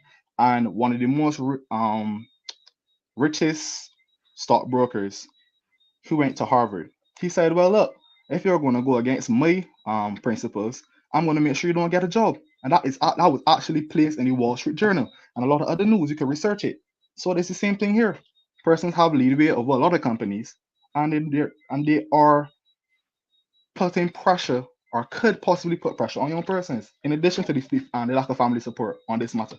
Wow. This is why I say to people, let's focus and listen. There is somebody here, Easy D. Easy D, he's declared that he's a supporter of the BLP party, and he's asking, I think he's genuinely asking, why are people afraid of the government? Easy D is asking, and I want to go back to the young people. I want to hear from them. I don't know if you're gonna feel free to speak on it. If you feel free, my girl dropped out, but Theory, you can let me know if you don't want to answer the question. You don't have to answer it. I tend to agree. Calvin McKenzie has a point here that he's saying, which is an important point. But Theory, why do you think, it's your opinion, people are afraid of the government? Well, Again, project. right. Well, for me, I'm gonna take my time to answer this question because it's a deep question, and I hope Janine will come back on and get her chance to speak. I know Yes. ladies first, Or but in the speak up. They meanwhile, ask you to speak up a little louder. No, don't just come talk like you're talking on the march. right. Literally. So pretty much, it's a matter of we see that this country is democratic. Yes, it is, but a lot of persons are party aligned, right?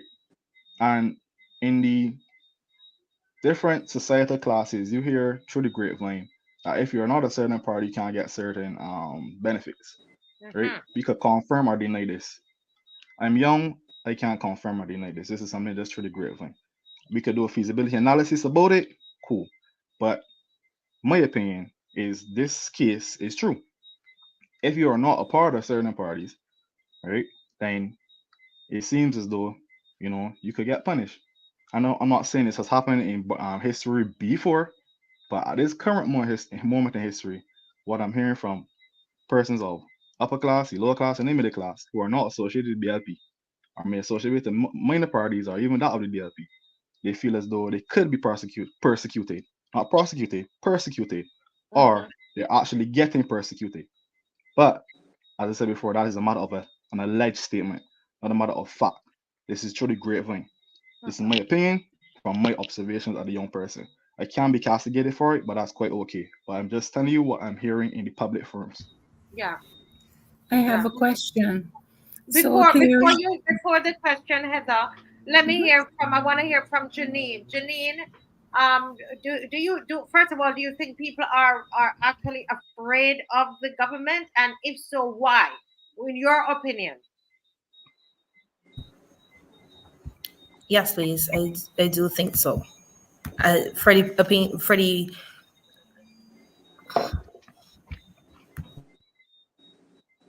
Yeah, you're muted now. Something is happening there. hello, can you hear me now? Yes, hearing now. Yes. Yes, please. So yes, I was saying yes, I do agree that people are afraid of this government for a number of reasons, which can't mention at this point, but for things that I have heard that have been happening to particular individuals, some of the same things that Thierry would have mentioned as well. And for example, things for even going to a march or for maybe coming on the show, going to parliament to speak about the bill, any bill, once it's a opposing thing, it seems like stuff's happened. Yes, yes, yes, But yes. as I said before, I believe that the loyal opposition should do a feasibility analysis on this.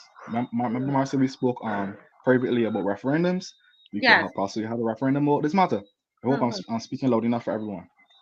mhm. Marcia. Yes. Is it Heather or let Heather have a question first. Go ahead, Heather. yes. I want to ask both of the young people, what do you think it would take for all of the young people or the majority of them to come on board? What will change their minds? What is to happen to change their minds to see how significant this is? Ladies first.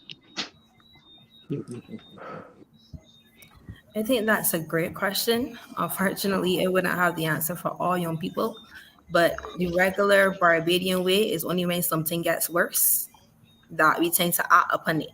And I hope that know that we can use our minds and see things early and beat it before it gets worse. Yeah, yeah. Thank you. How about Theory? I agree with Janine. I agree. Can't hear you. I agree with her. I agree with her completely. She put it perfectly. Yes. Adrian Hines' theory, what you heard by the grapevine, has been a perennial pastime in Bajan culture. The vindictiveness of Bajans with power have instilled this fear invasions throughout the years, and it probably passed down in the DNA, that and causes people to be so afraid. And I would like for the because we are aware that we are being listened to by some of even the ministers, some of those who are in the BLP government. I want you to listen to these young people tonight. I want, and I hope that Miss Tony Moore is listening, that she's talking about anarchy and so on, and tyranny, and realize that it is your government that is causing the tyranny in the country. You see, and this is why a lot of these people are afraid. Yes, Miss Marcy? a short comment, please. Please give a Yeah, short. Yes. I just want to say that in relation to what Thierry and the young lady were saying, Janine, it made me remind me what Don said last night. Don said that there's a certain segment of young people who are so busy trying to survive or get ahead that they have no time for politics. It's truthfully that there have been instances of people are always intended of trying to establish the political supremacy through victimization. But what you have now is the social media. Government has paid people, their so-called influencers, whose job it is to listen to call-in programs, read newspapers, go online, and matter what people say or do.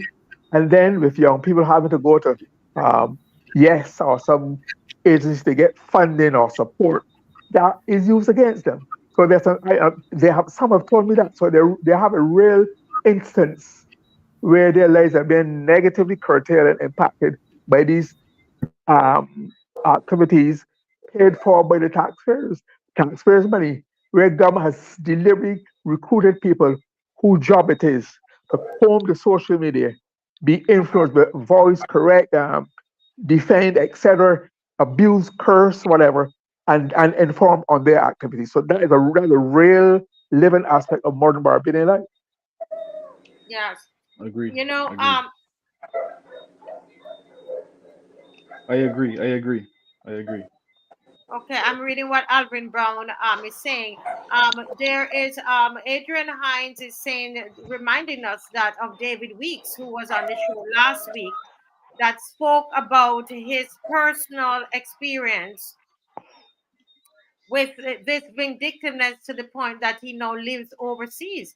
And then somebody here is saying, Sam Igbo is saying that his family, because they were affiliated with the DLP, that they would not, one of my siblings was denied jobs in government. So this is a real issue. And I'm glad that we're speaking about it. Ramim is saying, if everyone will stand up collectively against it, it can't prevail. And I tend to believe that. You know, I believe that if we begin to speak out together, about it collectively, stand up together, we will push that down. We change the mindset, and I think it's important that we do it. And can we see why it is so important to get this government out? Young people, do we see why it's important that this government goes? This has to go. This is tyranny. That kind of mindset, coupled now with the cybercrime bill, what kind of Barbados we plan to live in? Coupled with the fact that we see the Communist Party hanging around the BLP party, sitting there in Roebuck Street, exchanging notes with the Communist Party. We see the Trident ID, as Heather was saying. And when you put, oh, there's a noise coming through. Who is that? Sorry. When you put all of that together, what is it? What are we brewing here? Tyranny? Think about it, people. Go ahead, Mr. Franklin. Marcia, we are brewing tyranny. You remember a lady called Maria Eargard, young bright Yes. dentist? She had a different view from the prime minister, and they kicked her out the party. And none of the people and I was telling you, I'm hearing Barbadian party people telling me that she did nothing wrong. People who were at that meeting, that who voted against her, though. because they were afraid, and they are so afraid that even the cabinet members are afraid. They can't speak out, and I don't know why it is so that somebody could be so afraid of one body. I think the only body that I would be afraid of is the devil if he approached me, and he had to be wearing horns too, because if he had any horns, they wouldn't know what they see, and they would be afraid of him. But remember, Maria said, sometimes the devil comes in white. Yeah. When they were wearing white, there's coming to doing that one thing rather than red. You have, it is a real fear, but trust me, I tell you, I believe that when you stand up to a bully, the bully, the bully finds about the bully. So if we stand up, I remember beating the fella so bad at school once, but I couldn't beat the fella, but I get the first blow up and he keep on pounding. And I couldn't stop because I thought he would have killed me. But he was beating another fella, and I had to intervene because he used to unfair everybody. After that beating, he never beat another fella at school till he left. But every day he used to be beating somebody. Yeah, and it's a principle. So we have to stand up. We have to stand up against this bully. She behaves like a schoolyard bully.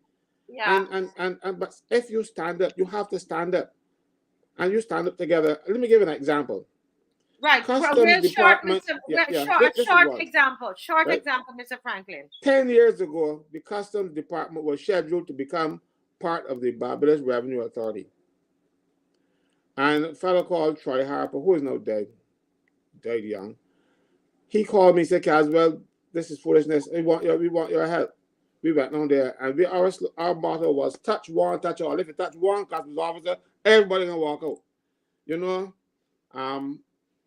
Up to now, customs again, and Brian, 10 years later, why? Because they stood up. You have to stand up. You have to stand up to bullies. I don't care who these bullies are. Bullies back down when you stand up to them. Yeah. Great. Let me just correct something. I said that Easy D was a BLP supporter, and I am very sorry. He has clarified that he's independent, and I'm sorry, Easy D. I thought that I had read that earlier. He's an independent B. I'm sorry, but he said he's not, and I want to apologize. Yeah, he is an independent B. For labeling you that way. If you're not, and I'm very sorry. Not that anything is wrong if you are, because we do have people who are watching the show and who comment on the show who say that they're BLP and who have come on here and say that they support the BLP. So, and you're free to do. I think this should be a space, Janine and Theory. This should be a space where we can all come. This should be a space that we can all come, and I think that well, how do we overcome this fear? Can we move the conversation along, guys? I'm not seeing Kimar on as yet. He's not afraid, though. Repeat, please. I say he is not afraid, though. Because he's busy. He's not afraid. But I was waiting for him. Not seeing one, but let's move the conversation. A guy called me this evening and tell me, Caswell, tell Kimar to send in the papers to the St. John branch. We wanted to run. So this evening, before they were setting up to come on the show, my phone right answered it. People want Kimar. Yes. So let me give you the message. That is so true. Wait, I hear a ping. That must be him coming in. No, that's not him. That's Victor Lewis, who is joining us. He was on in Parliament as well. But I want us to, we can move the conversation along, and if our responses can be short and crisp, there are a lot of us on so that others will get a chance to respond as well.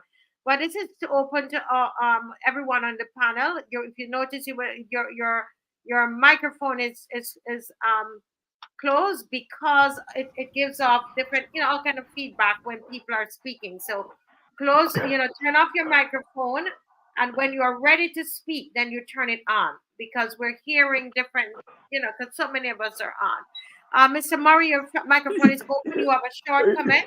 Go ahead. Yes, I think we're not only young people, but other persons are concerned when where people either are recruited or seem to want to join a cause. Different people are motivated by different things. Some people are motivated intellectually, emotionally, by activity. So different people will come on at different times, different reasons.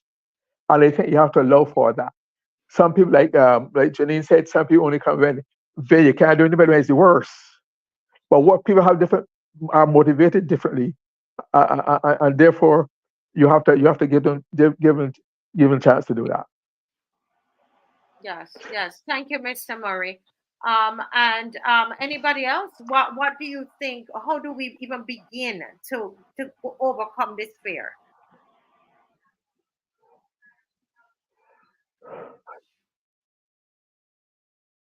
Anybody? I don't understand it because I guess it's not me, right?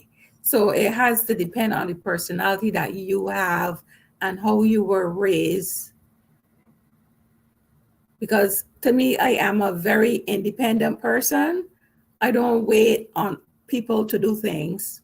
I stand up and I do them on my own. So if you have people who rely on the crowd before they get involved, they will always be there waiting until everybody agrees that it is a good thing to do or is the right thing to do. So, but what would you say to the Barbadian who is saying, "Boy, I want to speak out, but I'm afraid"? What would you say?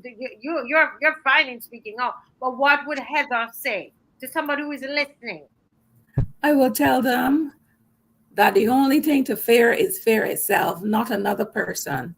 There's nothing that one person can do you that God can't prevent them from doing. There is nothing to be afraid of. The Prime Minister is a woman just like any other woman. Mm-hmm. And you should be able to stand on your feet and tell her no if you don't agree with what she's doing. If you don't agree with what the government is doing, tell them no. Tell them they should not do it. Mm-hmm, mm-hmm. Thank you, Heather. And just as the others are thinking about that, I have to address this one here, Caroline. Good night, Caroline Franklin. And I'm glad of what you said there.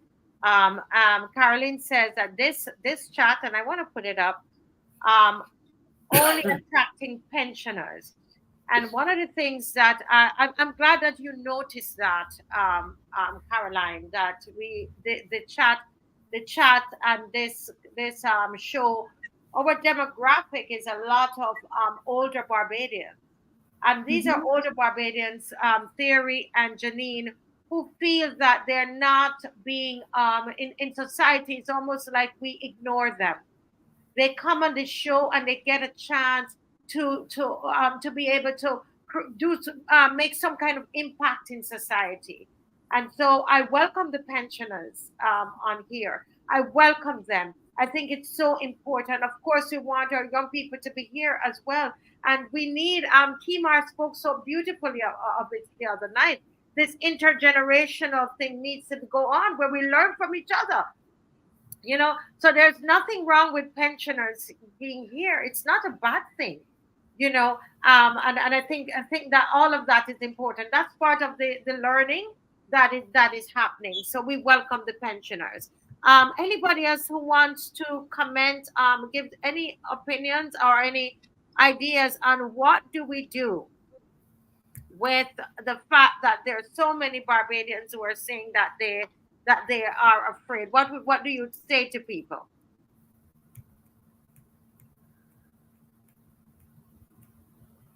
Well, like I said earlier, seek to find out what is motivating, what is bothering them, what their interests are, what affects them most in life, really, especially where politics are concerned. There's a radio station, WIIFM, and what is in it for me? From my experience of politics, people love the country, love Barbados, but they have a point to think, what is in it for me, my family, and then the country. That is what motivates them. And like a man called Tip O'Neill, who was a long-standing member of the Congress of the United States, in the final analysis, all politics is local. The intellectuals, the ideas, the philosophy must have some impact on people's daily lives and motivate them for that reason to be one apart or not apart. So you have to find.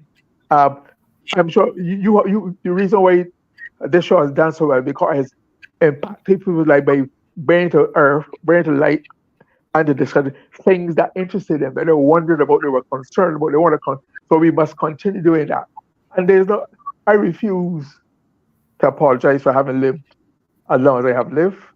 I've done as many things I've done, I've seen, I have the wisdom and experience, and I have something that I've contributed to the world. Young people, those who are anti the pensioners, what do you have to replace what the pensioners have brought to the table and brought into the world? What have you contributed yet? What are you doing rather than watch the pensioners seek to emulate them and make your mark, make your contribution, be a useful member of society? Yeah, and I've learned so much. Mr. Murray, can I say your age? Is it okay? Sure. Mr. Murray is 80 years old. Mr. Murray is 80 years old. Theory is 21, and he's sitting here with Mr. Murray, who is 80 years old. I mean, I'm just 30, you know. But Mr. Murray is 80 years old, folks. Can you understand? When I heard that, I was so excited to have him on the show. And listen, I make no bones about it. I learned from Mr. Murray. I write in my book when he comes on. He came on and he told me all about these the pressure groups, and oh my God, look at Mr. Franklin. Mr. Franklin is only 45, you know, but And 40 is But 12. I'll tell you something. I love that this platform have the pensioners on, and they matter. The elderly matter in this country. And I tell you, these elderly, they are going to turn this thing around. The elderly in this country are going to make sure this government doesn't have a leg to stand on, and that it crumbles. These elderly that they push aside, the pensioners, and treat them terribly, you're going to see what is going to happen. These pensioners they're going to stand outside and they're going to vote. So tell them, call the election. Go and tell them to call the election. Those old people, you weren't going to call them old people. They're not going to get mad with me. They're going to go out with a little stick, Mr. Thing. They're going to go out shaking like this and go right there and mark their X and put them out. You mark my words. May 15th, you mark my words. Go ahead, Mr. Franklin. I can tell you're eager to say something. I was enjoying the young people, and when the young people are on, I like to sit back and listen, because you might be surprised and people might be surprised, but I learn from the young people. But I learn from Kim all the time, and people feel because you are young, and I've been young for a long time. I was young for about 60 years, but they feel that young people don't have anything to contribute. I remember when I was at the NUPW, I joined the union in January 1980. And of course, I don't join anything unless I turn up for meetings. I turn up for meetings, people talking about point of order and all kind of stuff. I know you people talking about. So I put up my hand and I said, excuse me, if you people can talk like that, and the young people can come, I don't understand nothing you're saying, And Ralph Boyce, God bless him, said, okay, hold on. And he went through everything about the rules on that particular point, because they used to have points of order, points of privilege, points of everything. And he would stop the meeting when somebody was on a point and explain it to me. This was the credit, right in the UPW. And I think he was making fun at me. But while he was making fun at me, I was learning. So much so it motivated me to go and get some qualification in parliamentary procedure. I'm only speaking about Barbados who actually have a certificate in parliamentary procedure, because of people making fun at me, because I was young and I didn't know, and it forced me out. I wanted to know. So I want young people to be inquisitive. Don't let anybody tell you that you can't do. Yes, you can. You can do it. And that is my spirit now. And I continue. I tell people I don't like supervisors, because I don't like anybody over my shoulder, because I'm going to do a good job, whether you're over my shoulder or not. So just go over my back. Just make sure that you equip yourself with the tools. So when you're arguing, that you make sense. Because the first time you make a mistake, they can pull that mistake up and say, you see, they know what they're talking about. And they try to flag that one mistake. You could have said 100 good things, but one mistake, they can hold up on that one. But don't let that discourage you. Don't let that discourage you at all. All you have to do is, if you make a mistake, be man enough, be woman enough to say, if you make a mistake, I'm sorry, and move on. Because there's only one Almighty and one All-Knowing and one person that make mistake. And He don't here with us. Yeah. So we will make mistakes. But I'm make a mistake, be man enough to own up and move on. The thing is, people have more respect for you when you do that. And don't be afraid to make mistakes. Everybody makes some. I made some whoppers in my time. I'm not going to tell you what they are, but I made some whoppers in my time, and I'm still here. That's right. Mistakes, we make the mistakes. That's why I'm able to apologize to Easy D for labeling him wrongly. Now, we were asking, and I know that our young people did not respond, and I want to hear from them about how do you overcome the fear? How do Barbadians overcome the fear? Janine, any thoughts on that? Yeah, I agree with everything that Mr. Murray said in regards to that persons have different experiences in terms of the emotional and stuff like that. So Mr. Murray hit the nail on the head. And how about theory? You can hear me? Yes, we're hearing you, but keep making sure you keep projecting. Well, I agree with Mr. Murray, but I believe this cannot be just placed in a minute or two. We need a feasibility analysis, and we need a couple shows to discuss this matter. Because fear, use a perfect example, slavery, right? It took a while for persons to get out the slave mentality. Yes, we still have certain instances and certain traits that are in our DNA, right? But to remove political fear, it has to be something that is done over a period of time, right? And we speak about the aspect of republicanism, we speak about the aspect of change. And hopefully, as I said before, we get this feasibility analysis and we see what kind of republic the people want, what kind of accountability we must hold our leaders to at all levels. And Mr. Franklin spoke about the FTC and the other institutions, like the judiciary and etc. So it is nothing that can be discussed in this short period of time. The other ways to me that's just a vision, but we must do a feasibility analysis on the matter, just like how they do multiple books and other articles about slavery. It's the same thing. Because if I have seen or heard you say that, you see, Minister RJ, he do this, he do that, he know for doing this, it sets fear into the people, right? So, and this is, you could do the research across the board. I did some research recently with Singapore, and the reason Singapore is the position is because what's happening now happened in Singapore about 10 or 30 years ago, and I found it very interesting. Persons were silenced. They had a cybercrime bill kind of like this a long time ago, and they have bills that put persons in a position where but you can't speak out. So to me, we need to do a serious feasibility analysis, and then therefore we could go forward in removing and holding these political individuals accountable. It can't be spoken about in just a short period of time. Yeah, I mean, we at least we can start the discussion, and yes, start people thinking. Yeah, to see exactly what it is. So we need. I know you talk a lot about referendums and so on, but let me go to Mr. Victor Lewis, who has just joined us.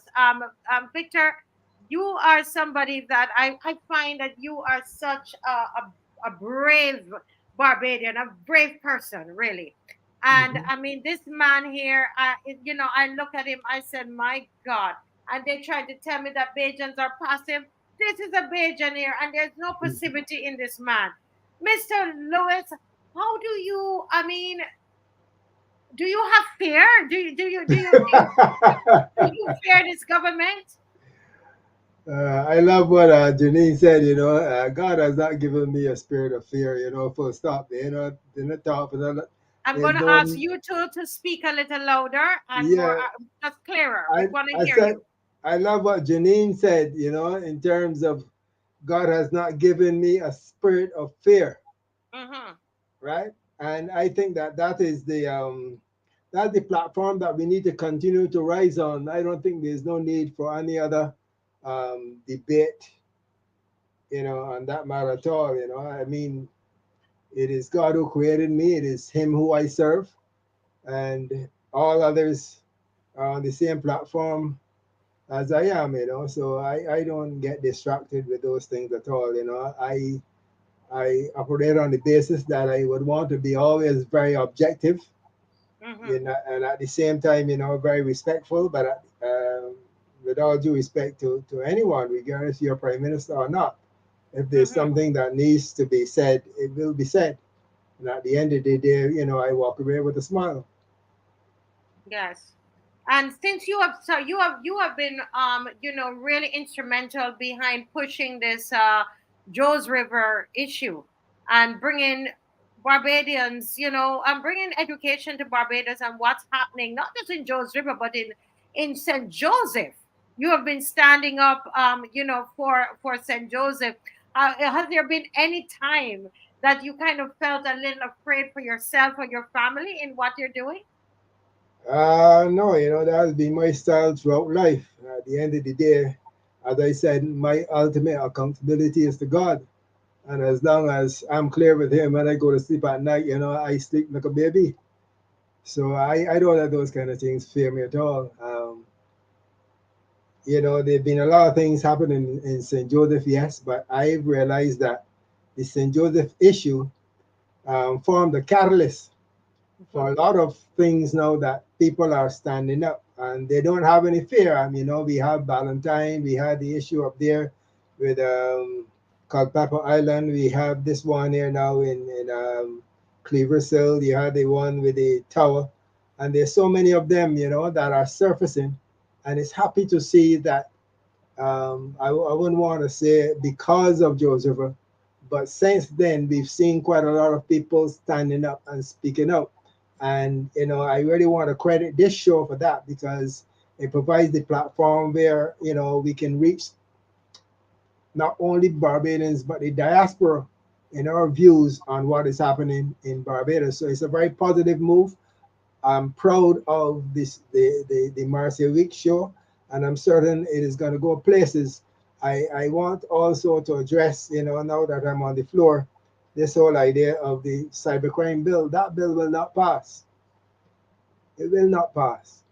You know, so I don't really want to be, you know, going out there speculating. That bill will not pass because let us understand that Mia, you know, our prime minister has an agenda, and anything that would happen that is not in her best interest, that would put her in the limelight, not in the best limelight, she doesn't want that. That's not going to happen. That is going to be very negative PR for her. So she's not going to allow that to happen. It is going to be polished, it is going to be shaped, and it's going to come out in our favor. It will not be passed in its current state. Mm-hmm. Mm-hmm. Yeah, it's good. It's good to have that kind of confidence, and I want to say again another Mhm. brilliant uh, presentation that you made in Parliament. And I want to just thank you all for taking up. We made a call on the show, Theory, for people to decide to go into Parliament. And there are people who had never been in Parliament. Have you had presented before in Parliament, Mr. Lewis? No, I love up there. I would hope to go back there soon, you know, but in a different capacity. Yeah, Most of the man, people who it's nice up presented there. had never presented in Parliament, and that's it. Some of them overcame fear. Why, they were calling me as they were going in, etc. But you know what? They went. Some went even they were afraid and they kept going. And that is awesome. That is awesome. And I think what we're talking about tonight and being practical about it, because we start talking about the marches, Mr. Lewis, and trying to figure out why it is that we will be on sometimes 1,400 people per night.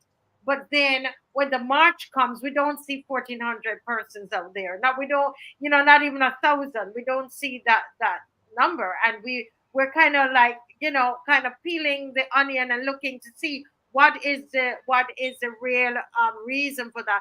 What do you say to Barbadians who are watching? Those are watching. It's over 1,300 persons are on tonight. Even without the hacking of the Facebook, with the hacking of the Facebook, we still have 1,300 persons watching. What do you say, Mr. Victor Lewis? What do you say to them about the march on Saturday? God has not given us a spirit of fear. We need to keep Him as our guide in everything that we do. We gotta stay focused on that. And as long as you identify with the Creator, He always comes through for us. And that has to be our message, morning, noon, and night. There isn't anything that we can do in our wisdom, but true wisdom comes from God, and He's going to be the one driving us. I love what Mr. Franklin had to say, sometime back when he also spoke towards these individuals now, going on contracts. When he spoke on that matter, I really had to scratch my head, with the view that people now having to pay mortgages, they're conscious of that paycheck to pay their mortgage. People who are on contracts don't want to lose their contracts. So when you find these individuals are not turning up, these people have a fear of, missing that next mortgage. That individual has a fear of losing their contract. And when you find that the environment is subjected to this type of atmosphere where a lot of individuals are placed on contracts, when there are so many individuals out there who are handed keys for a new home, all those individuals have their mortgage and they have a fear of losing their contracts. And these individuals don't want to be seen because, of course, we are still human beings, So we also want to be conscious of that. Yeah. Yeah, it's a real thing. I see Dr. Ferdinand has come back on, and just before I know he wants to say something about this particular issue that we're discussing. I once again want to thank everybody who you risked something in writing about the cybercrime bill. You risked something every time you log on and you comment or you don't comment. You risk doing that, and you do it anyway, and I think that is commendable. And everybody who's had anything to do with preparing those who are to go to into parliament, I just want to say to you, in Jamaica, we still want to big you up. Everybody, it is all of us in Barbados, and where we are right now, it's not perfect where we are right now. We're still watching the government. We're gonna be marching, but at least we had the minister coming out and say these are some suggestions that we want to make. And so we're at an we're moving somewhere, and we're going to keep watching. And I want to commend you for what you're doing, Barbados, and to say to you, make sure you come out on Saturday. Be out on Saturday, 10 o'clock, Massacre Park. Get your walking shoes. Be comfortable. Bring the children out. It's an environment where children can be, and let them, as Mr. Caswell was talking about, let them be around that kind of thing and understand that they too can speak truth to power. Dr. Nichols, Dr. Nichols. Oh wow! Thank you so much, sir, for Oh gosh. tonight. Well, it's been intriguing listening to the show, really, and I want to commend these two young people. I know there's some of us here that would like to think we are still young, but I'm talking about the real young ones. But thank you. I'm not going to respond. The time is of the essence for their input. Let me just say a couple of things on the matter of fear. Needless to say, I don't even need to repeat any biblical verses. But let me just say a couple of things. First of all, let your fear motivate you to place your X in the right place next election. Let me repeat that. Let your fear motivate you to place your X in the right place next election. There are a lot of people who are quietly, there is a on the ground swell in this country. Whether it is fear or not, at this point, really, it matters what happens on election day. Mhm. And that is what this government is worried about. If there's any group that's afraid right now, it's not this group or the young people, it's the government, because they don't know what the people are going to do next. And lastly, courage is found only in one place, and that is in the face of fear. You won't find it anywhere else. And so when you face fear, that's where courage will erupt inside of you. There is something called adrenaline and cortisol that fear produces, and it results in one of two things: either flight or fight. You get to choose. Have a good night. Yeah. Wow. That's really, really very, very, very deep there. Very deep there, Rev. Beautiful, beautiful, beautiful, beautiful. Hurricane Writer says, Bajans, everything is on the line. All that you love is on the line. It is Yes. that time. Stand Stand up up together. together. And I love Kenneth Norbert said, vote against fear. They are not banking. They did not bank on the fact that this program would be here, Mr. Murray. They thought that they were going to slide right through. And that is why they are concerned about this program. They're worried about this program. They fear this program. I've heard from persons who are connected to this administration, and they say, guess what, they are worried about the marches, they're worried about the program. And that's why somebody, they would go and try to, I'm turning off your microphone, Mr. Marika, there's a noise that's coming through. You know, they are worried, they are scared about this show. This BLP administration would do anything to shut down this show. The BLP yard fowls would do anything to hack this show and to ensure that we don't have a show. They will do that because they are worried, because they did not bank on any dissent. They did not expect that there was going to be any dissent in this country. And somehow they equate dissent with not liking the prime minister. Huh? Because I dissent, it means I don't like the prime minister.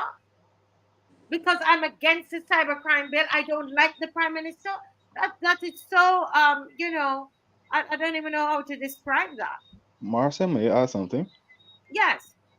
Right, it's not a matter of not liking the prime minister. It's just that people, when you believe in a leader, right, you want them to be and do the best for you at all times, right? When they smile and say something, you know for sure my leader, male or female, they are doing it in the best interest of me. But at this Mm-hmm. point in time, people are fed up. And this is not me getting political, this is a matter of leadership at all levels.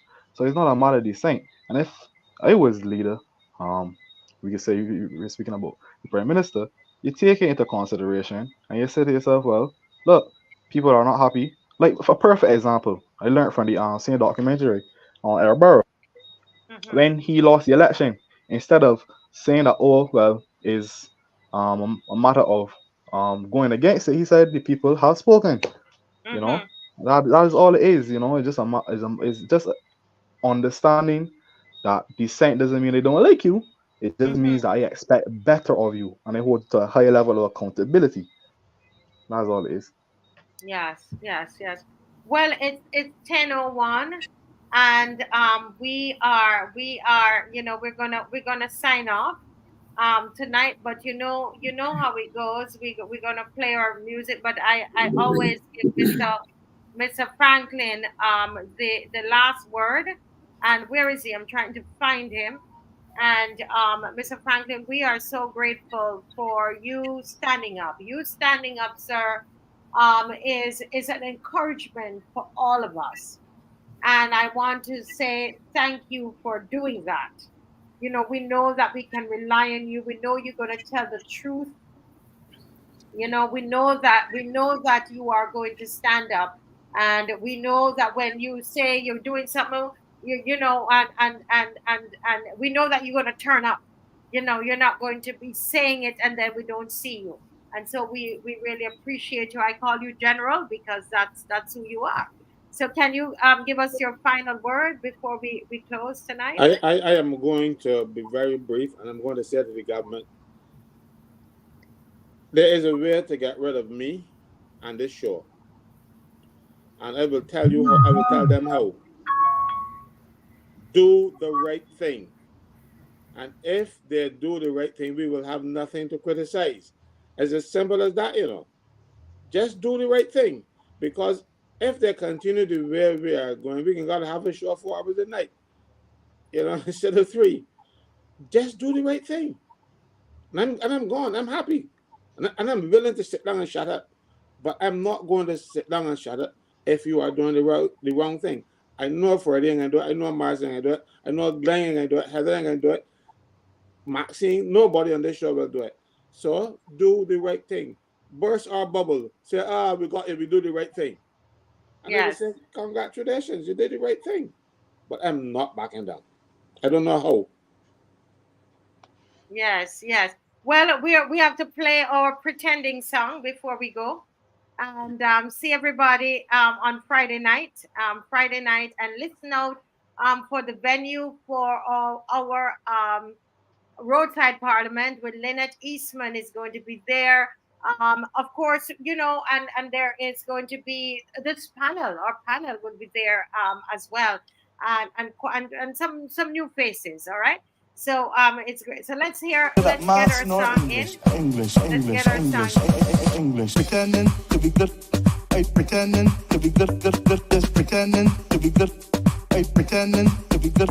I just pretending to care about people. I just pretending to care about people. I just pretending to care about people. I just pretending to care about people. Pretending. And I'm pretending to be good at maths nor English. I just pretending to care about people. And I'm pretending to be good at maths nor English. I just pretending to care about people. I'm pretending to be good. And I'm pretending to be good at maths nor English. I just pretending to care about people. And I'm pretending to be good at maths nor English. I just pretending to care about people. She is sorry. Wow. She is sorry. She said that. You know.